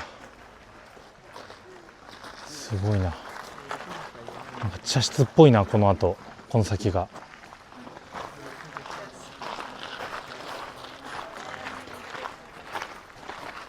ここの松もめっちゃ綺麗ですよ。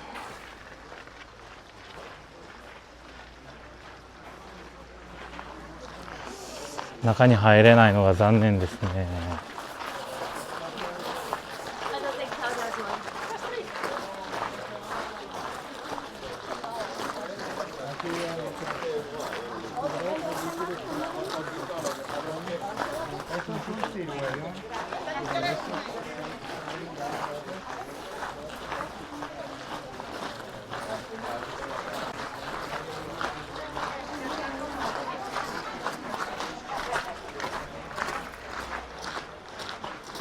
お、梅が咲いてます。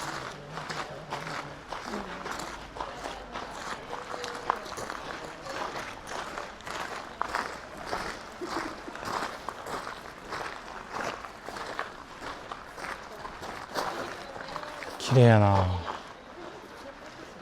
でもだいぶ散ってきてますね。残念ながら。椿も。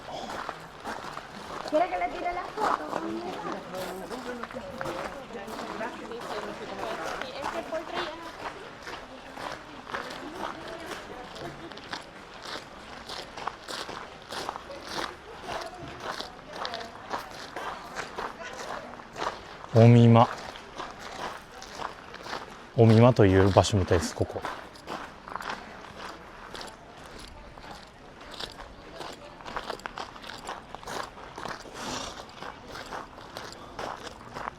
京都御所なんかほんますごいな。結構僕コンスタントに立ち止まらずに歩いてるつもりなんですけど、もう入って30分ぐらい経ってる気がします。桜咲いてる。うわ、ここや。うわ、めっちゃいいじゃん。ずるいな。天皇はこの桜を昔からずっと見てたんでしょうね。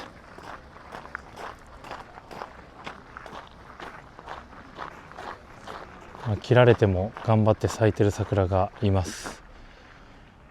奥にもしだれ桜が咲いてますね。ここはなんか桜ゾーンなんでしょうね。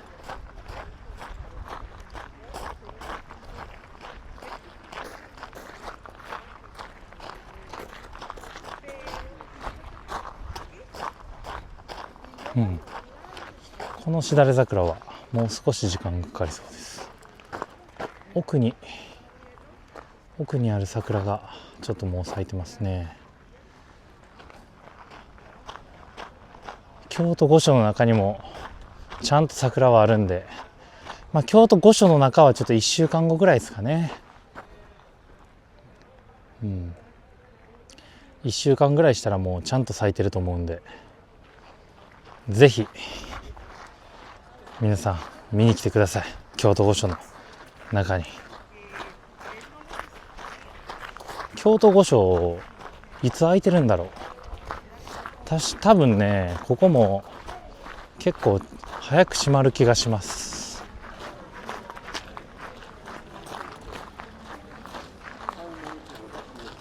最初のところに戻ってきましたね。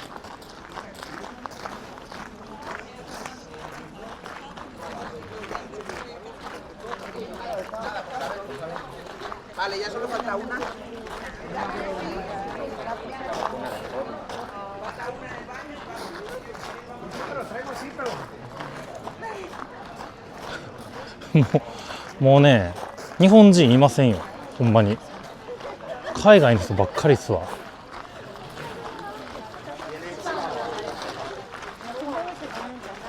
でも嬉しいですね。なんか海外の人にもこうやって見つけて来ていただけるの本当嬉しい。ここでさっきいただいた入館証を返すみたいです。これを返します。お疲れ様でした。はい、ありがとうございます。ありがとうございます。お疲れ様です。よっしゃ。京都御所めっちゃ良かった。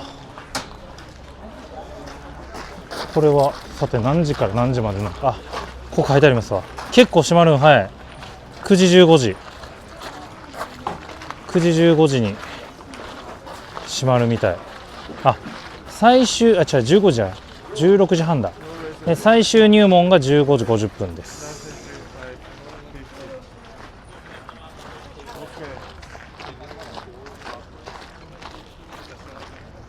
でその御所の出入り口の裏に梅林があります。梅のお庭ですね。今京都御所に来るとこの桜と梅両方見れますから、ぜひとも来ていただきたい。皆さんには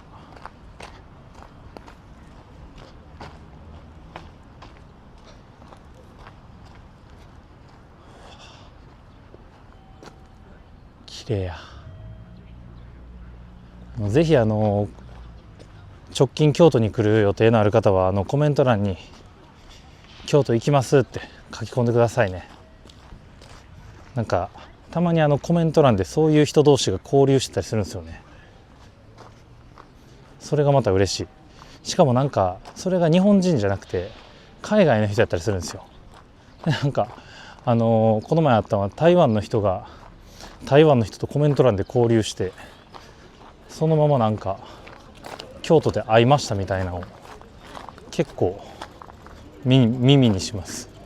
僕のコメント欄のおかげで楽しい京都旅行になりましたみたいな言ってる人もいて、いや僕としては大変嬉しい話なんですけど、皆さんがなんか一人で京都旅行来る人とかちょっと寂しいなと思ったら、ぜひコメント欄で仲間を募集してみてください。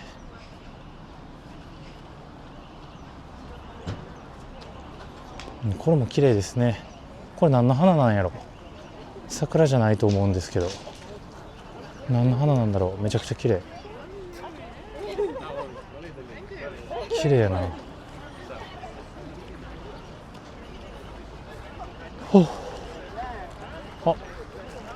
京都御苑ってタクシー乗り場もあるんですね。こうやって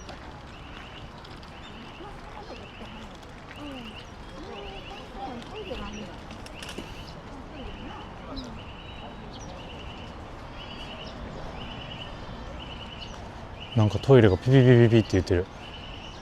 なんかあったんですかね。そっか、皆さんこっち言い張るのは観光バスがここにあるんですわ。観光ツアーで多分皆さん来るんでしょうね、こういうとこ。なんかザ京都でも観光ツアーちょっと企画したいなと思うんですよね。なんか桜の時期とかになったら募集して人をで何か所か京都を回って、でなんか最後に僕のおすすめの京都のご飯屋さん、お寿司屋さんとかなんか居酒屋行きたいっていう人たちやったら居酒屋行ったりとかして最後締めてみたいな。でなんか何人ぐらいやろな、本当に10人1組とかで行って、ちょっとその分高くなっちゃうかもしれないですけど、なんか貸し切りみたいな、1ファミリー貸し切りとかがいいな。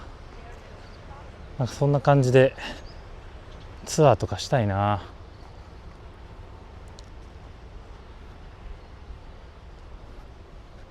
なんか興味ある人はちょっとコメント欄にユーゴツアーしてくれって母国語で書いてください。なんか来たら考えます。うわ、梅林が見えてきた。白とピンクの梅林が、うわ綺麗や。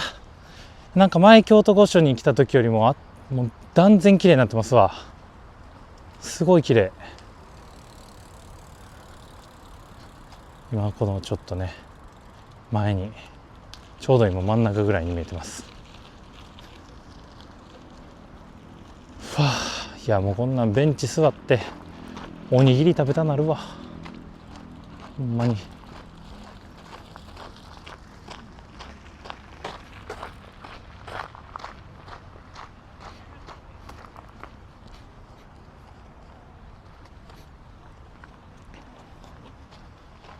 綺麗や。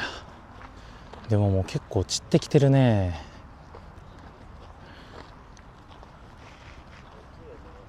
あ、いや散ってないか、まだ。綺麗やな、白の。散ってないな。あ、なんか最近咲いたばっかりかな、もしかして。まだこうやってほらつぼみもあるんですよ。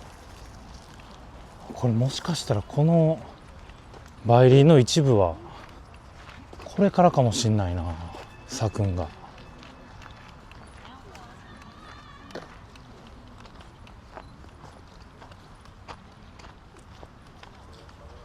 綺麗や。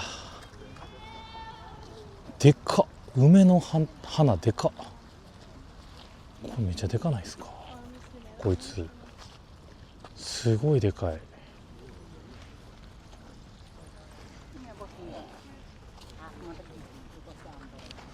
うわ、もうでもほんまにほとんど咲いたな、梅林。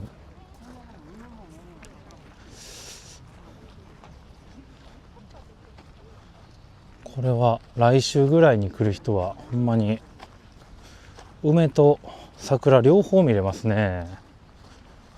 両方見たい人はぜひ京都御苑の方に足を運んでみてください。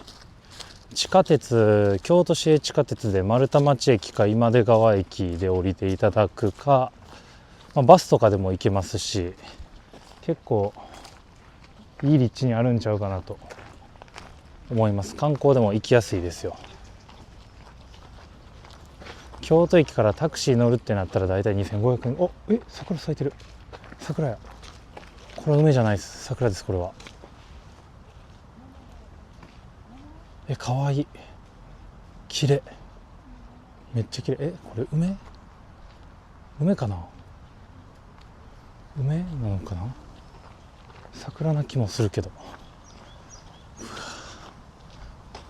鳥の鳴き声が。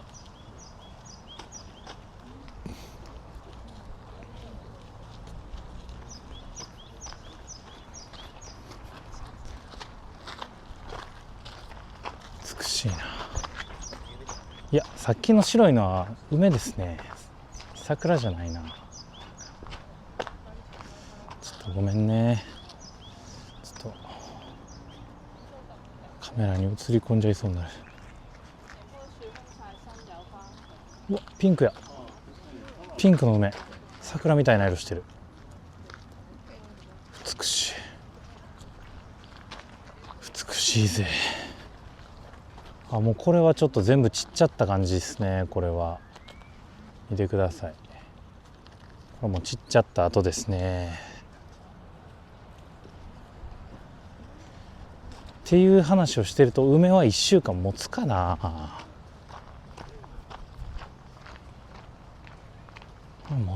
持ったらいいんですけど、まあ、本当にこれから京都に来る人はぜひ京都御苑来た方がいいと思います。マジで梅と桜両方見れますからね。今日の時点でもう見れてるし、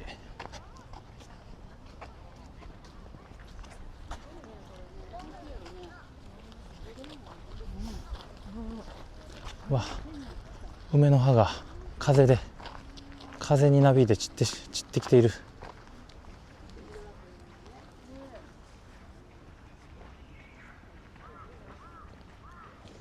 綺麗やな。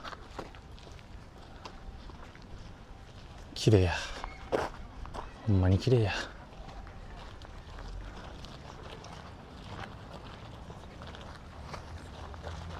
ああ、もうこれとかもうほとんど散っちゃったな。これ確か前の動画、前撮りに来た時、2週間ぐらい前に撮りに来た時、結構ほぼほぼ満開でしたもんね。あ、散っちゃったんかな。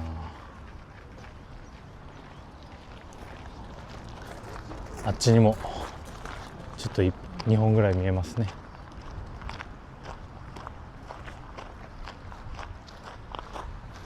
お、あそこにあるしだれ桜も咲いてる。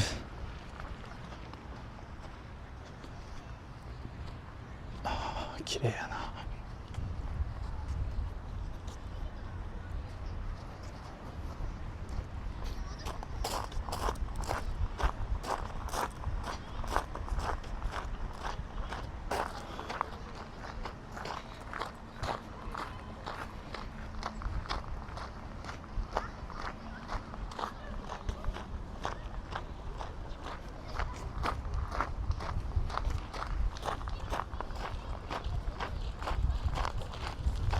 美しい。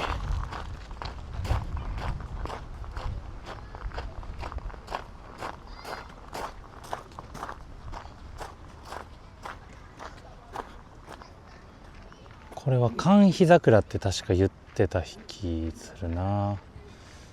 なんかちょっと早く咲く桜だった気がします。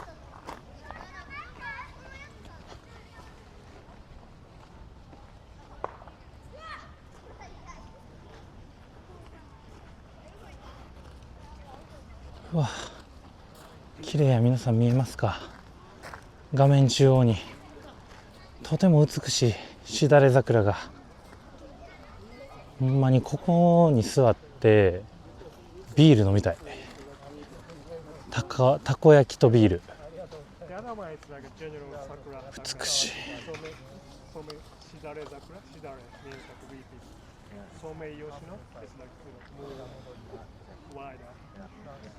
美しい。美しい。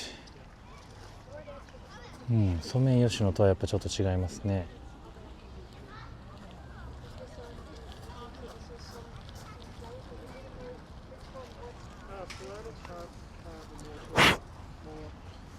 小映えがすごい。甘い蜜を求めて小映えがすごい。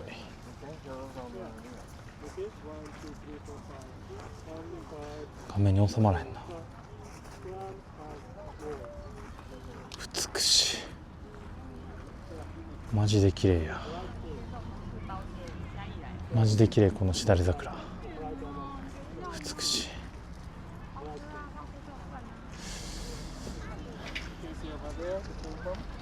ちょっと違う角度から反対側からも撮ってみましょう。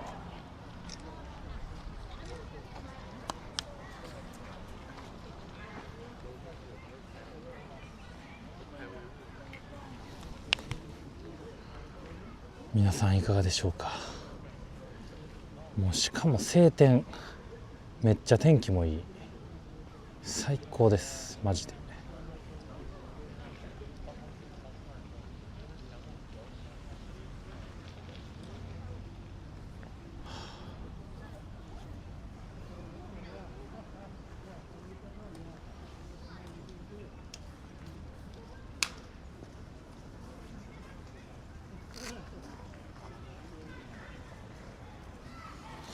うん、いや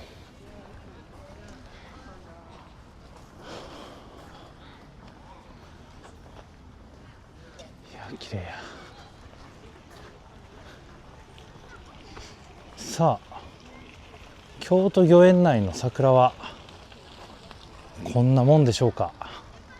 ここにもねポツポツ小さいのはあるんですけど、まあ大体こんなもんです。いやでもめっちゃ綺麗やった、ほんまに。いやもう撮影時間としては多分ね3時間に迫る勢いやと思うんですけど、ほんまにこの最後まで動画を見てくれてる人は果たしているのでしょうか。ぜひ最後まで見た人は最後の、しだれ桜のね美しい最後に本当の今さっき映したねしだれ桜がどれくらい美しかったかをぜひコメント欄に書き込んでください。ということで今日の動画はこれで終わりにしたいと思います。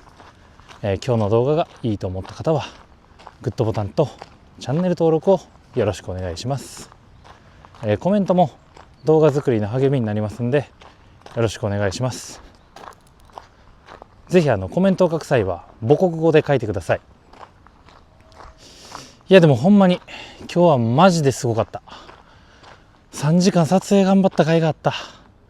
ほんまにね綺麗なたくさん綺麗な桜が撮れたんで、今時刻、今日10時半ぐらいからかな撮影始めたんですけど、今13時5分です。今からこの動画を家に持って帰って編集頑張って5時6時までには出したいということで、今日の動画はこれで終わりにしたいと思います。皆さんありがとうございました。バイバーイ。